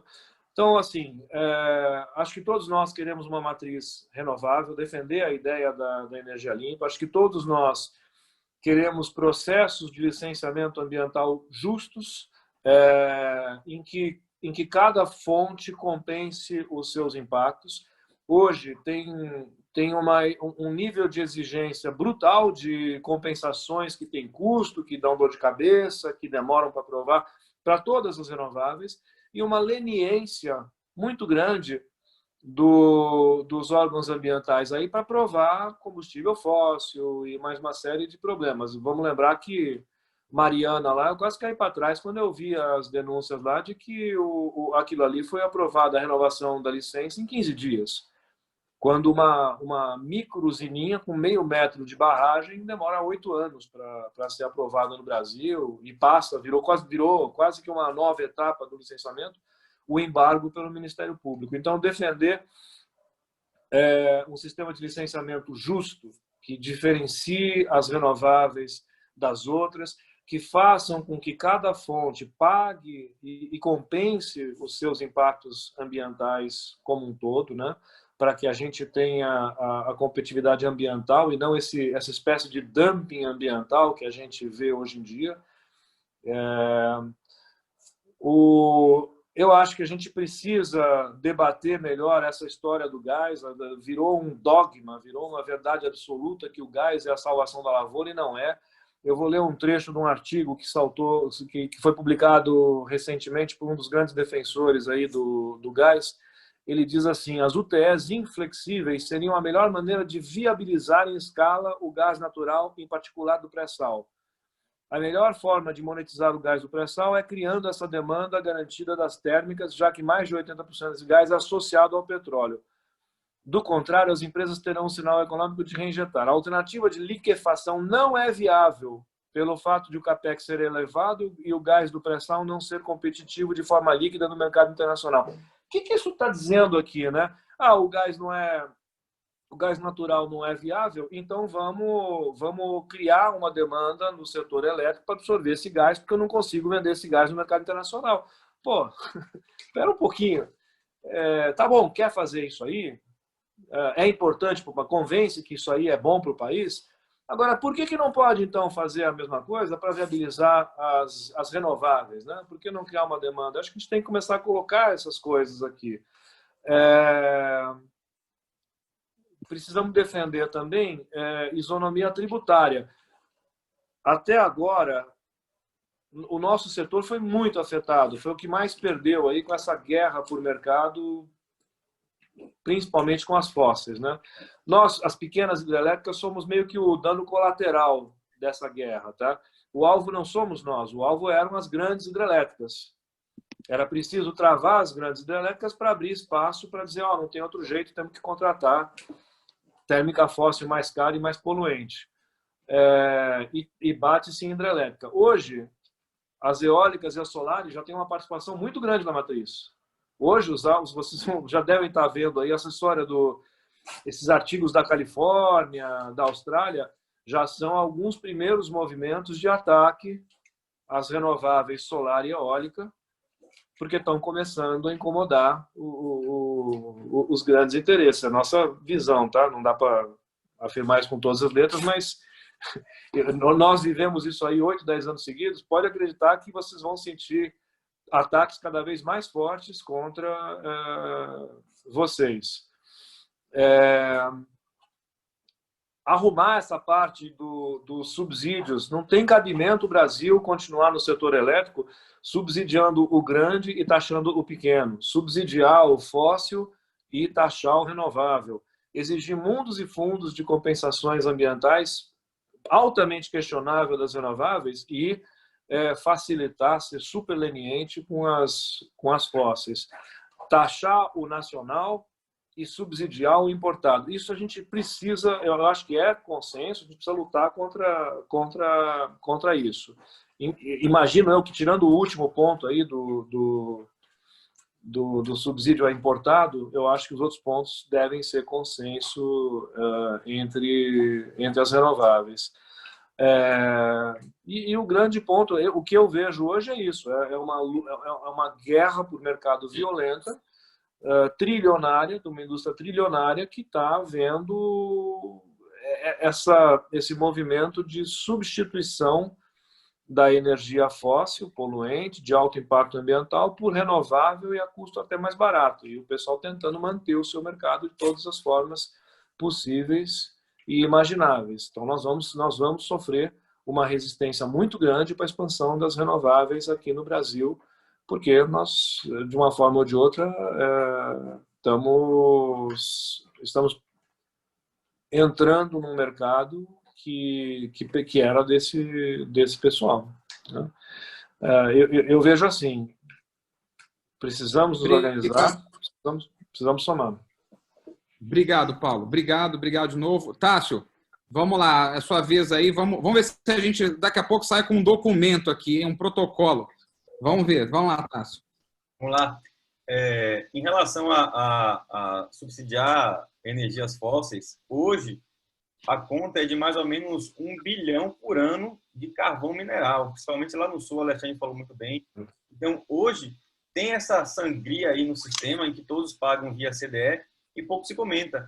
E o que a gente ouve mais falar são os ataques às energias renováveis e entrou toda essa discussão depois que a ANEEL quis fazer com que a taxação chegasse a 68% na média E houve uma grande convergência entre as associações, coisa inédita. Eu não achei que ia haver tanta convergência entre associações do setor, e isso aconteceu no final do ano passado e continua, de certa forma, até hoje. E culminou em alguns projetos de lei, que aqui eu não vou favorecer nenhum nem o outro, para a gente ter um projeto de lei já vai ser algo muito importante. Então, para mim, a convergência hoje é essa, que a gente não fique refém de resoluções da ANEEL. Por exemplo, a ANEEL tenta legislar através da regulação, e o pior que tem acontecido nas últimas semanas, até através de notas técnicas. Só para dar um exemplo, em relação a alguns clientes da modalidade bioptante, eles dormem podendo ser bioptantes, acordam sem poder ser bioptantes, mas são questões específicas só para mostrar que, até através de ofício, através de nota técnica, a ANEEL está legislando. Então, para mim, o primeiro passo primordial é que todos que buscam que haja uma energia renovável em geração distribuída forte no país, que falem com seus deputados federais, com seus senadores e até com mais capilaridade também, com vereadores e prefeitos. Votem nos vereadores que apoiam energia solar, que apoiam PCH, que apoiam o gás distribuído. E com essa capilaridade a gente consiga um apoio da população para o que é mais importante, que é energia limpa e barata para todos. Então, para mim, o foco primordial, essa convergência, tem que ser através da lei da GD. Perfeito, Tássio, perfeito. Muito obrigado. Pela ordem aqui, deixa só porque meu script aqui, Carlos, caiu, peraí. Vamos pela ordem aqui. Estamos com o Alexandre. Alexandre Curvelo, por favor, suas contribuições aí sobre os nossos pontos de convergência.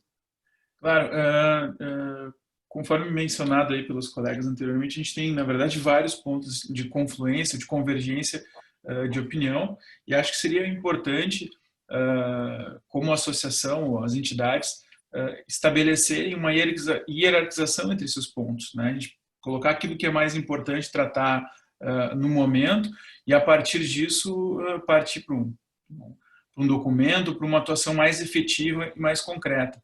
O que eu vejo é que, no Brasil, a gente tem a cultura de aceitar velhos dogmas, né? Então, antes se falou ali, o Paulo mencionou a questão das PCHs.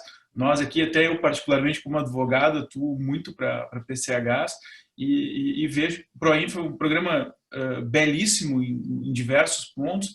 Também já sofre com dogmas, né, com falsas compreensões do que é. Então, assim, a gente precisa estabelecer o que é importante, em primeiro lugar. Num segundo momento, ter uma interação mais forte com o Estado. O Brasil peca por ter políticas de Estado muito frágeis, que vão mudando de acordo com os governos, né? Isso a gente experienciou num passado mais distante, experiencia hoje num passado recente e no presente, né? Então, ora, uma fonte é mais importante, depois a outra deixa de ser, sofre ataques, e aí volta uma nova fonte. Então, acho que, em primeiro lugar, é colocar essa hierarquia.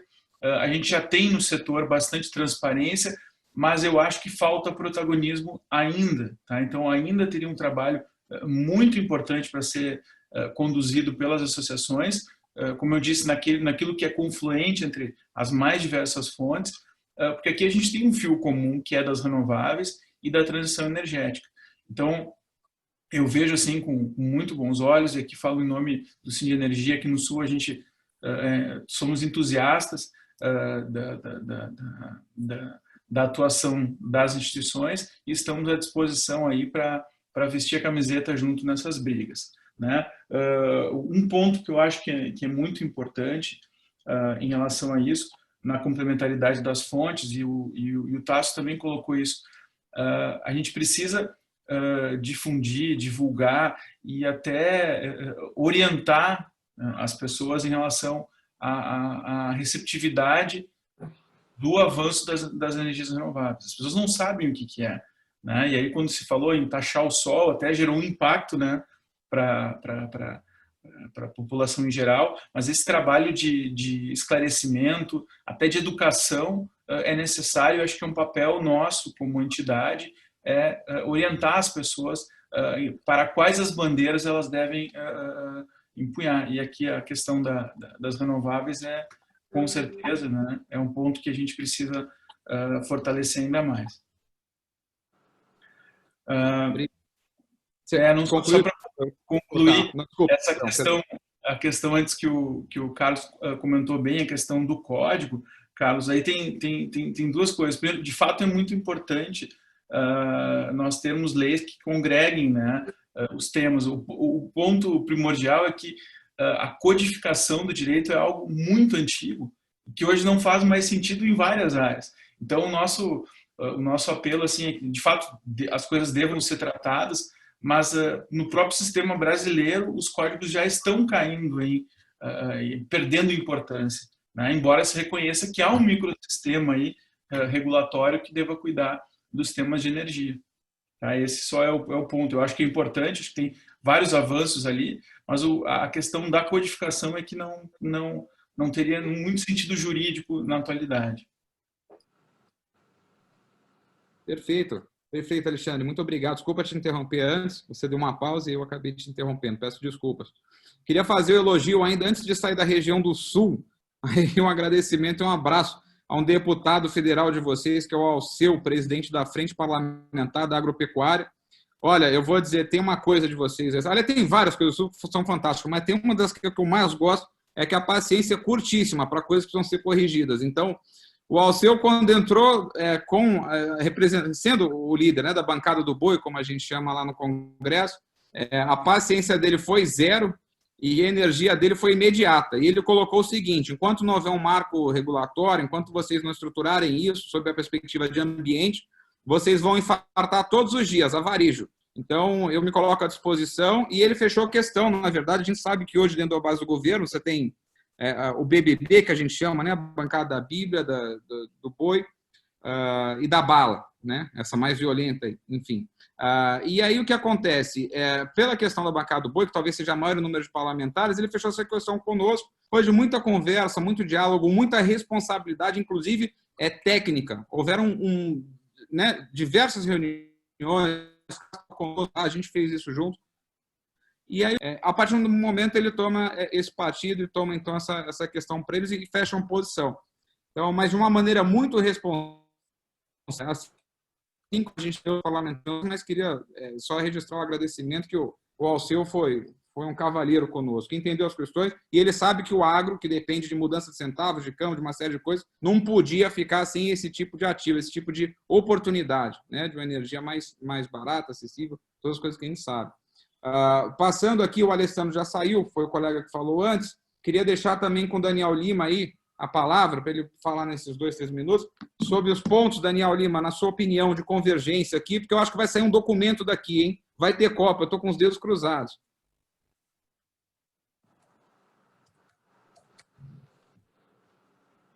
Daniel? Consegue nos agora, estava no mudo. Perfeito, tá bom. Primeiro, em relação... Eu gostei muito aí Acredito que, olha, é a primeira reunião que eu estou participando com as demais associações, mas realmente é muito interessante a gente sentir pontos de convergência de interesses comuns que nós podemos, sim, desenvolver de uma forma, assim, mais efetiva. Nós acompanhamos, sim, aquela notícia, né, da Califórnia, e nós temos uma turma no Ministério de Minas e Energia que parece que eles vibram. Isso aí, quando chega uma notícia dessa, eles vibram, porque para eles a energia eólica e solar é ruim por conta da intermitência. Então eles pegam nisso, e é uma turma antiga que é difícil mudar a cabeça deles. Então, quando chega uma matéria dessa, eles se prendem na questão da intermitência e continuam, né, aguerridos na luta contra essas duas fontes. Eu não sei se vocês também leram, é recente, é do dia 31, é de ontem, é de hoje. Tá? Então, hoje saiu essa matéria bacana aqui, ó. Depois vocês vejam aí na PV Magazine Austrália. As energias renováveis melhoram as perspectivas de confiabilidade para a rede elétrica, principal da Austrália. Então, isso é uma matéria bacana para ser comemorada, tá? E ela se prende muito nas fontes eólica e solar, que, mediante o envelhecimento das usinas de carvão que seguravam o tranco lá na Austrália, e grande parte dessas usinas estão sendo desativadas, e quem está dando segurança para o sistema lá, e é um sistema muito parecido com o nosso, tá? É exatamente as fontes eólica e solar, e eles dão um destaque muito grande, Carlos e Heber e Tássio, para a geração em cima dos telhados. Essa geração está contribuindo fortemente para dar mais equilíbrio na rede elétrica principal lá na Austrália, no SIM australiano. Tá? Isso é muito importante, que saiam também esse tipo de informação, e isso tem que ser divulgado fortemente pelas nossas associações.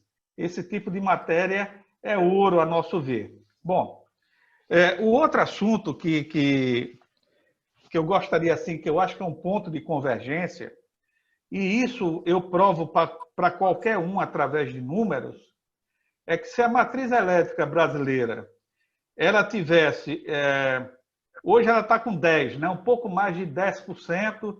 Se a gente agregar a geração distribuída, a micro e mini, ela chega a 13%, talvez a 15%, não, a 13%, nem 13%, eu acho que 12% da matriz, porque nós estaríamos agregando aí mais 3,5 gigas, né, de micro e mini geração.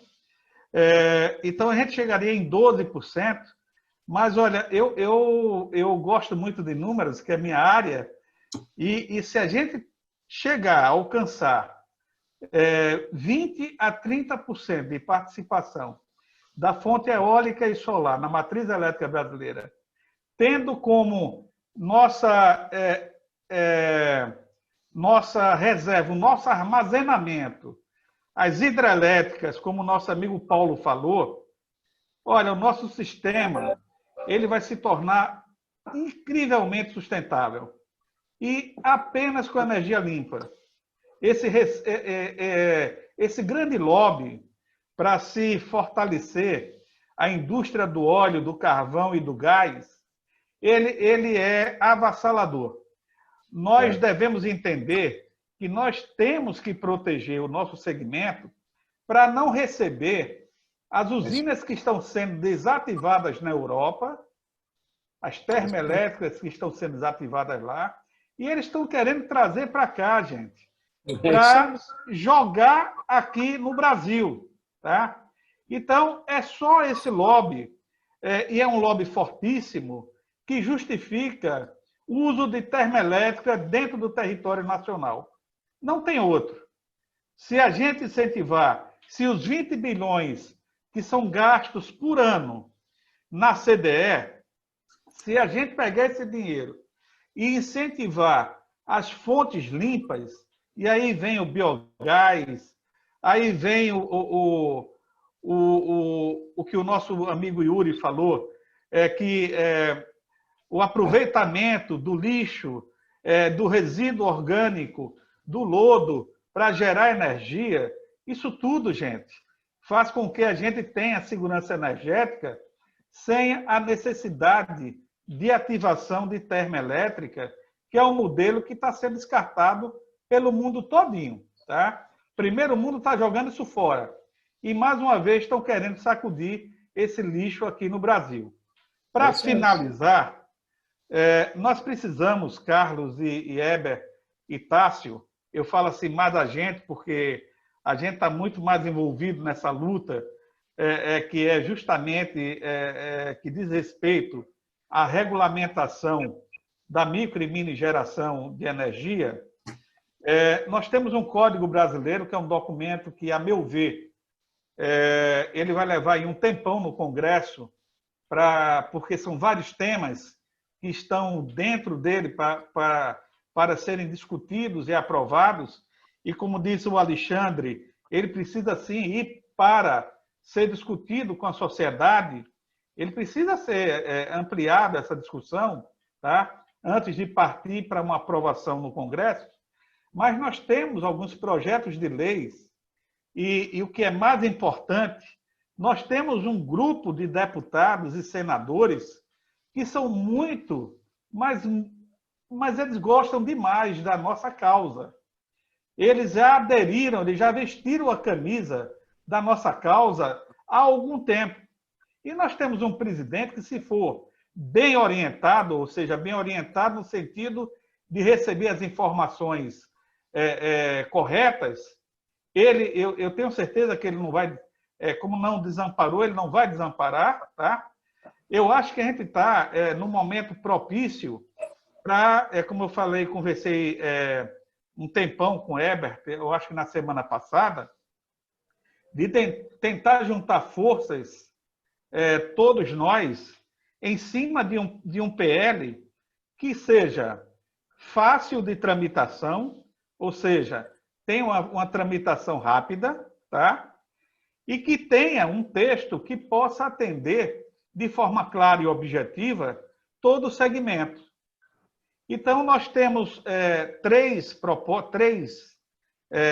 PLs, né? Nós temos o CBE, nós temos o PL 2215 e temos o outro PL, que eu agora não me recordo o número, tratando do mesmo tema, que é micro e mini geração distribuída, e eu acredito que nós, como associação, e aí eu acho e eu entendo que é o nosso papel, é tentar agora sentar e tentar ver qual é desses PLs o que tem a melhor chance, politicamente falando, tá, de aprovação. E nesse momento é interessante, porque eu conversei semana passada com o deputado Arthur Lira, e ele disse que esse assunto está, palavras dele, está frio no Congresso Nacional. Está frio. Ele disse, Daniel, está frio. Esse tema precisa ser aquecido para que ele entre e chame a atenção dos demais parlamentares para aí sim se trabalhar uma proposta que eu acredito que pode ser muito bem costurada por nós, associações, com as que também não estão presentes aqui no evento, tá? A gente tentar ter essa unicidade no nosso movimento e levar para o campo político, entregar para eles, e para eles definirem qual é o caminho lá na Câmara e na Câmara Federal. Acredito que o nosso trabalho como associação é ter a humildade de procurar o que é melhor para o segmento. Então, nós estamos, assim, extremamente agradecidos por essa oportunidade, estamos abertos, o Carlos e Heber podem passar meu contato para todos os demais presidentes, tá? Nós estamos aqui no Nordeste representando os 9 estados nordestinos. Tássio, a gente precisa ter uma conversa, a gente se encontrou lá na briga da GD, formulando aqueles documentos todos no passado, mas a gente precisa agora fortalecer esse movimento em termos de região, para que a gente possa contribuir cada vez mais com esse movimento, que é o movimento nacional, e acredito que o grande beneficiário é o consumidor de energia brasileiro. Então, mais uma vez, obrigado pela oportunidade. Obrigado, Daniel. Obrigado. Você comentou várias coisas que são realmente, não só estão no radar, mas estão em paralelo, até para compartilhar. O INEL aí, junto com a BGD, a gente tem tido uma preocupação muito grande, isso sem falar dos pontos de convergência, tal, dos interesses comuns, dos interesses horizontais. A gente já identificou vários aqui, e até fazer uma provocação de depois a gente trocar um documento para ver os que a gente pode continuar, entender maneiras de continuar isso, que eu acho que houve demanda para isso aqui. Então, isso é uma coisa, para fechar um bloco. A outra coisa, só comentando rapidinho, mas sem entrar no tempo já do Yuri, nós com a BGD, nós temos tido pouco tempo de fazer outras coisas. O INEL, inclusive, tem vivido em Brasília, acampado lá do lado do Congresso, e a gente estabeleceu esse formato com a BGD, funciona muito, né? Só lembrando, eu continuo relações lá governamentais com o Carlos, que me fez um convite, sou grato. É uma pessoa fantástica de a gente trabalhar setor juntos, é só elogios. E depois a gente intensificou, e explicando também de novo um pouco mais do NEL, intensificamos um pouco mais perto. Nós tínhamos um prédio olhando Brasília aqui, de repente São Paulo, e aí no outro dia abrimos uma barraca de camping ali do outro lado da rua no Congresso. Então a gente está aumentando e intensificando, melhorando isso. O convite nesse sentido para todas as associações é tipo casa de primo, que mora em algum estado que você vai de vez em quando, quer ter acesso, quer ter algum campo de apoio, um lugar para encostar.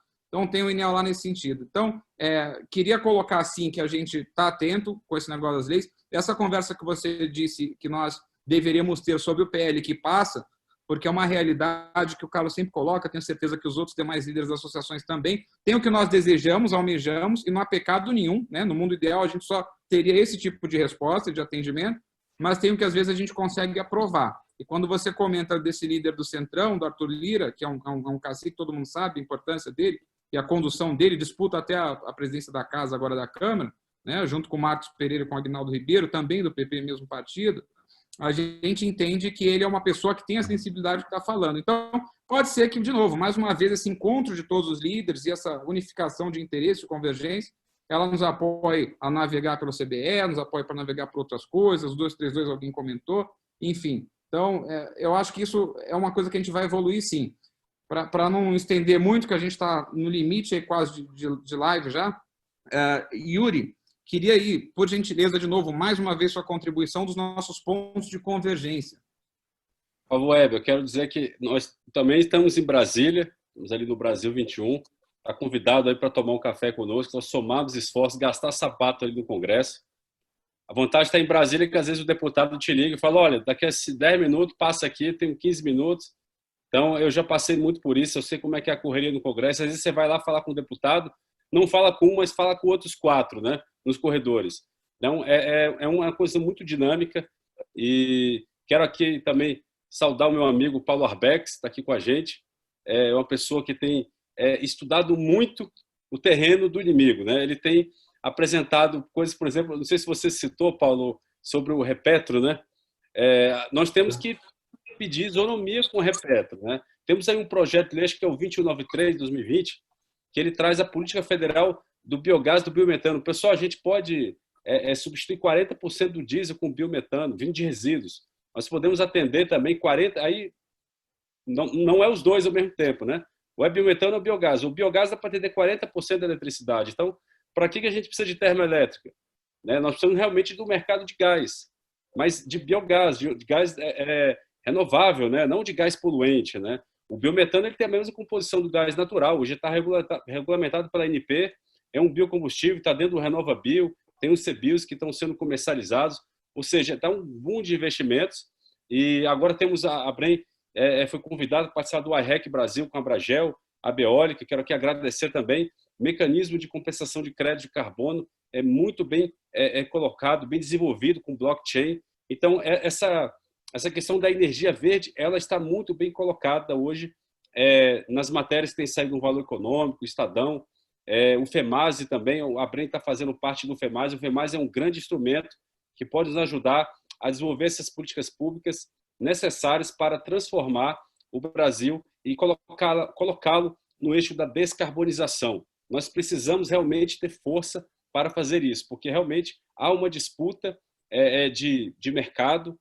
O gás natural, sim, ele é muito bem-vindo, é melhor que outras fontes fósseis muito mais poluentes, mas nós precisamos enxergar o quê? Nós temos um grande potencial no Brasil de energia de resíduos para ser desenvolvida. A IABERS também é uma associação que vem para somar esforços, e eu me coloco, Weber, à disposição para elaborar essa minuta. Vou te dar alguns grandes números aqui que a gente tem. Incineração de RSU, podemos chegar a 5,4% da demanda nacional. PCHs, inventariado, né, Paulo? Você me corrige se estiver errado, são 7 gigas de PCHs inventariadas, fora as que dá para inventariar. 14 mil. 11 mil. Então, 14, já temos 11 mil. 14, né?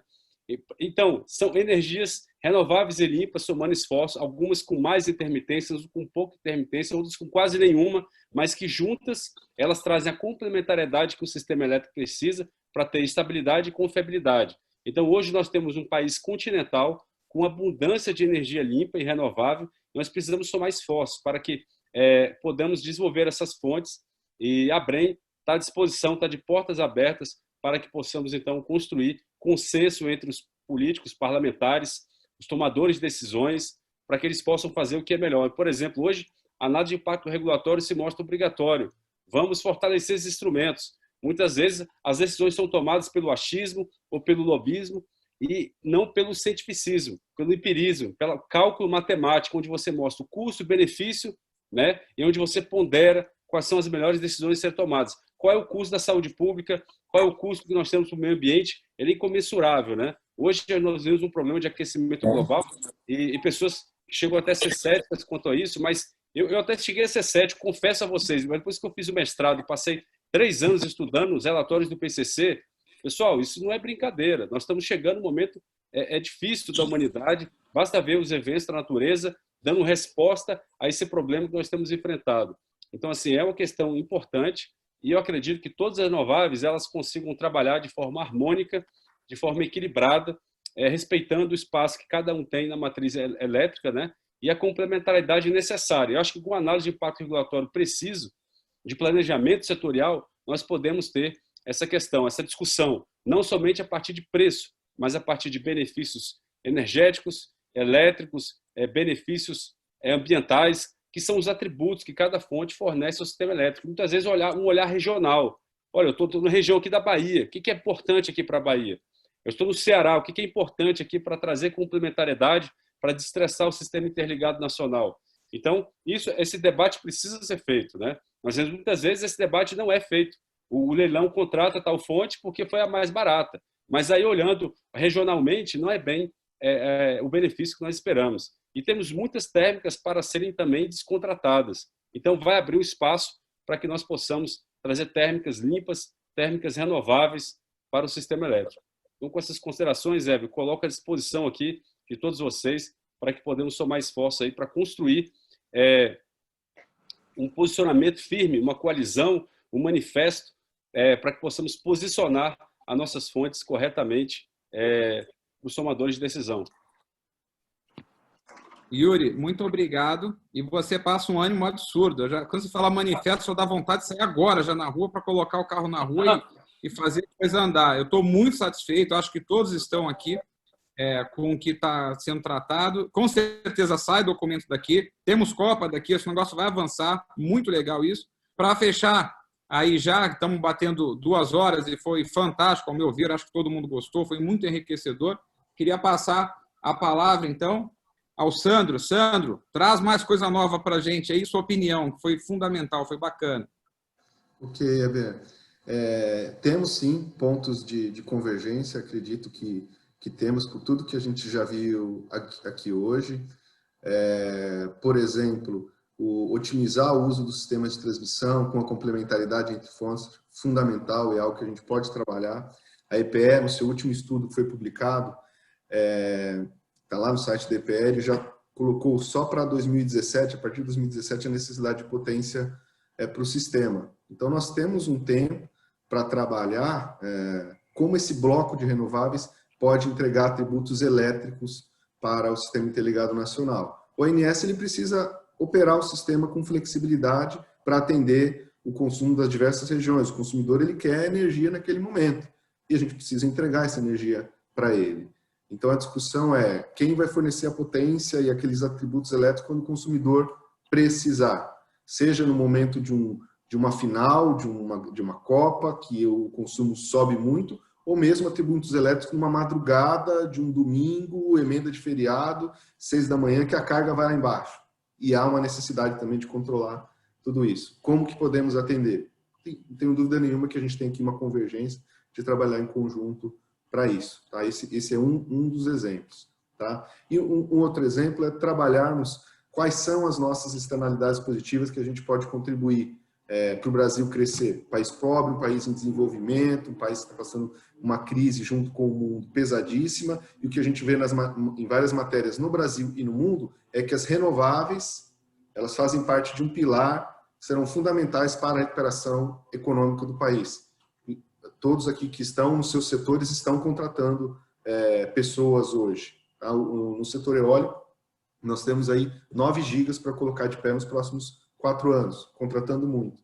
E quem está contratando num momento como esse? Né? As renováveis então tem um papel fundamental. Então eu vou colocar aqui como ponto comum essa questão da potência, da operação do sistema, porque se nós não conseguimos ter esse atributo valorizado e entregue ao sistema, teremos dificuldade realmente na hora de debater com outras fontes de geração que conseguem entregar isso para o sistema.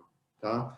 E do ponto de vista de subsídio, eu acho que é algo que a gente pode discutir, é importante o preço do consumidor final. Então, se alguns de nós conseguir ser mais competitivo, ele vai ajudar a viabilizar aquele que não tem um preço menor, mas tem atributos que precisam ser valorizados. Os reservatórios das hidrelétricas é um ótimo exemplo. São as nossas baterias aí, que tem que ter a sua valorização em função do que elas entregam para o sistema.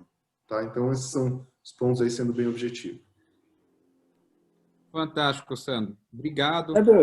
Você me permite só fazer uma partezinha, porque me lembrei de uma coisa super importante.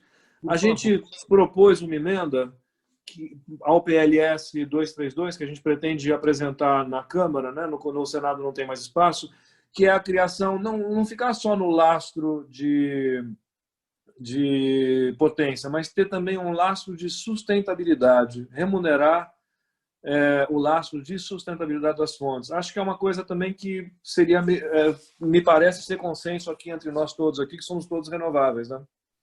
Com certeza, Paulo. Essa daí é uma questão importantíssima, né? Nós precisamos defender os atributos, né? Eu, numa reunião do FAS, a gente chegou a discutir essa questão dos atributos. Eles estavam até no projeto de lei tiraram os atributos. Né? Isso aí ficou aberto, né?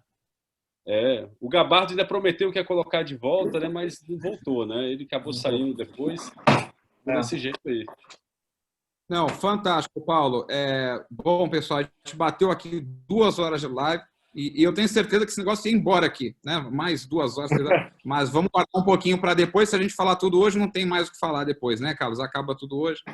Vamos lá, Paulo, vamos considerar assim isso. A proposta nossa aí, junto com a BGD, é estabelecer daqui um grupo de trabalho, uma coisa mais contínua, e vamos ver se a gente consegue comunicar todo mundo, não só que assistiu hoje, mas os demais também, que estão nos setores das fontes, uma carta, um comunicado horizontal, alguns pontos que a gente pode afinar, discutir e assumir, né, em conjunto, nesse pensamento de convergência. Eu, enfim, quero só agradecer a todo mundo, queria deixar as palavras finais para o Carlos também. Foi um prazer imenso. Eu sou um dos mais recentes, mas já me sinto abraçado aqui com gente muito séria, muito competente e muito forte aí nas lideranças, viu? Sigo muito exemplo de vocês todos. Muito obrigado também por participar com vocês aqui hoje. Carlos? Eu também agradeço muito a participação de vocês e a participação de todos que nos assistiram nessas 2 horas, e acho que os objetivos foram atingidos. Com certeza faremos nós, ainda tem muito trabalho pela frente, faremos mais, ainda tem muito trabalho pela frente no nosso setor de energias renováveis. Obrigado a todos vocês. Um abraço a todo mundo aí. Boa noite. Boa noite. Parabéns. Carlos, tchau, gente. Tchau, gente.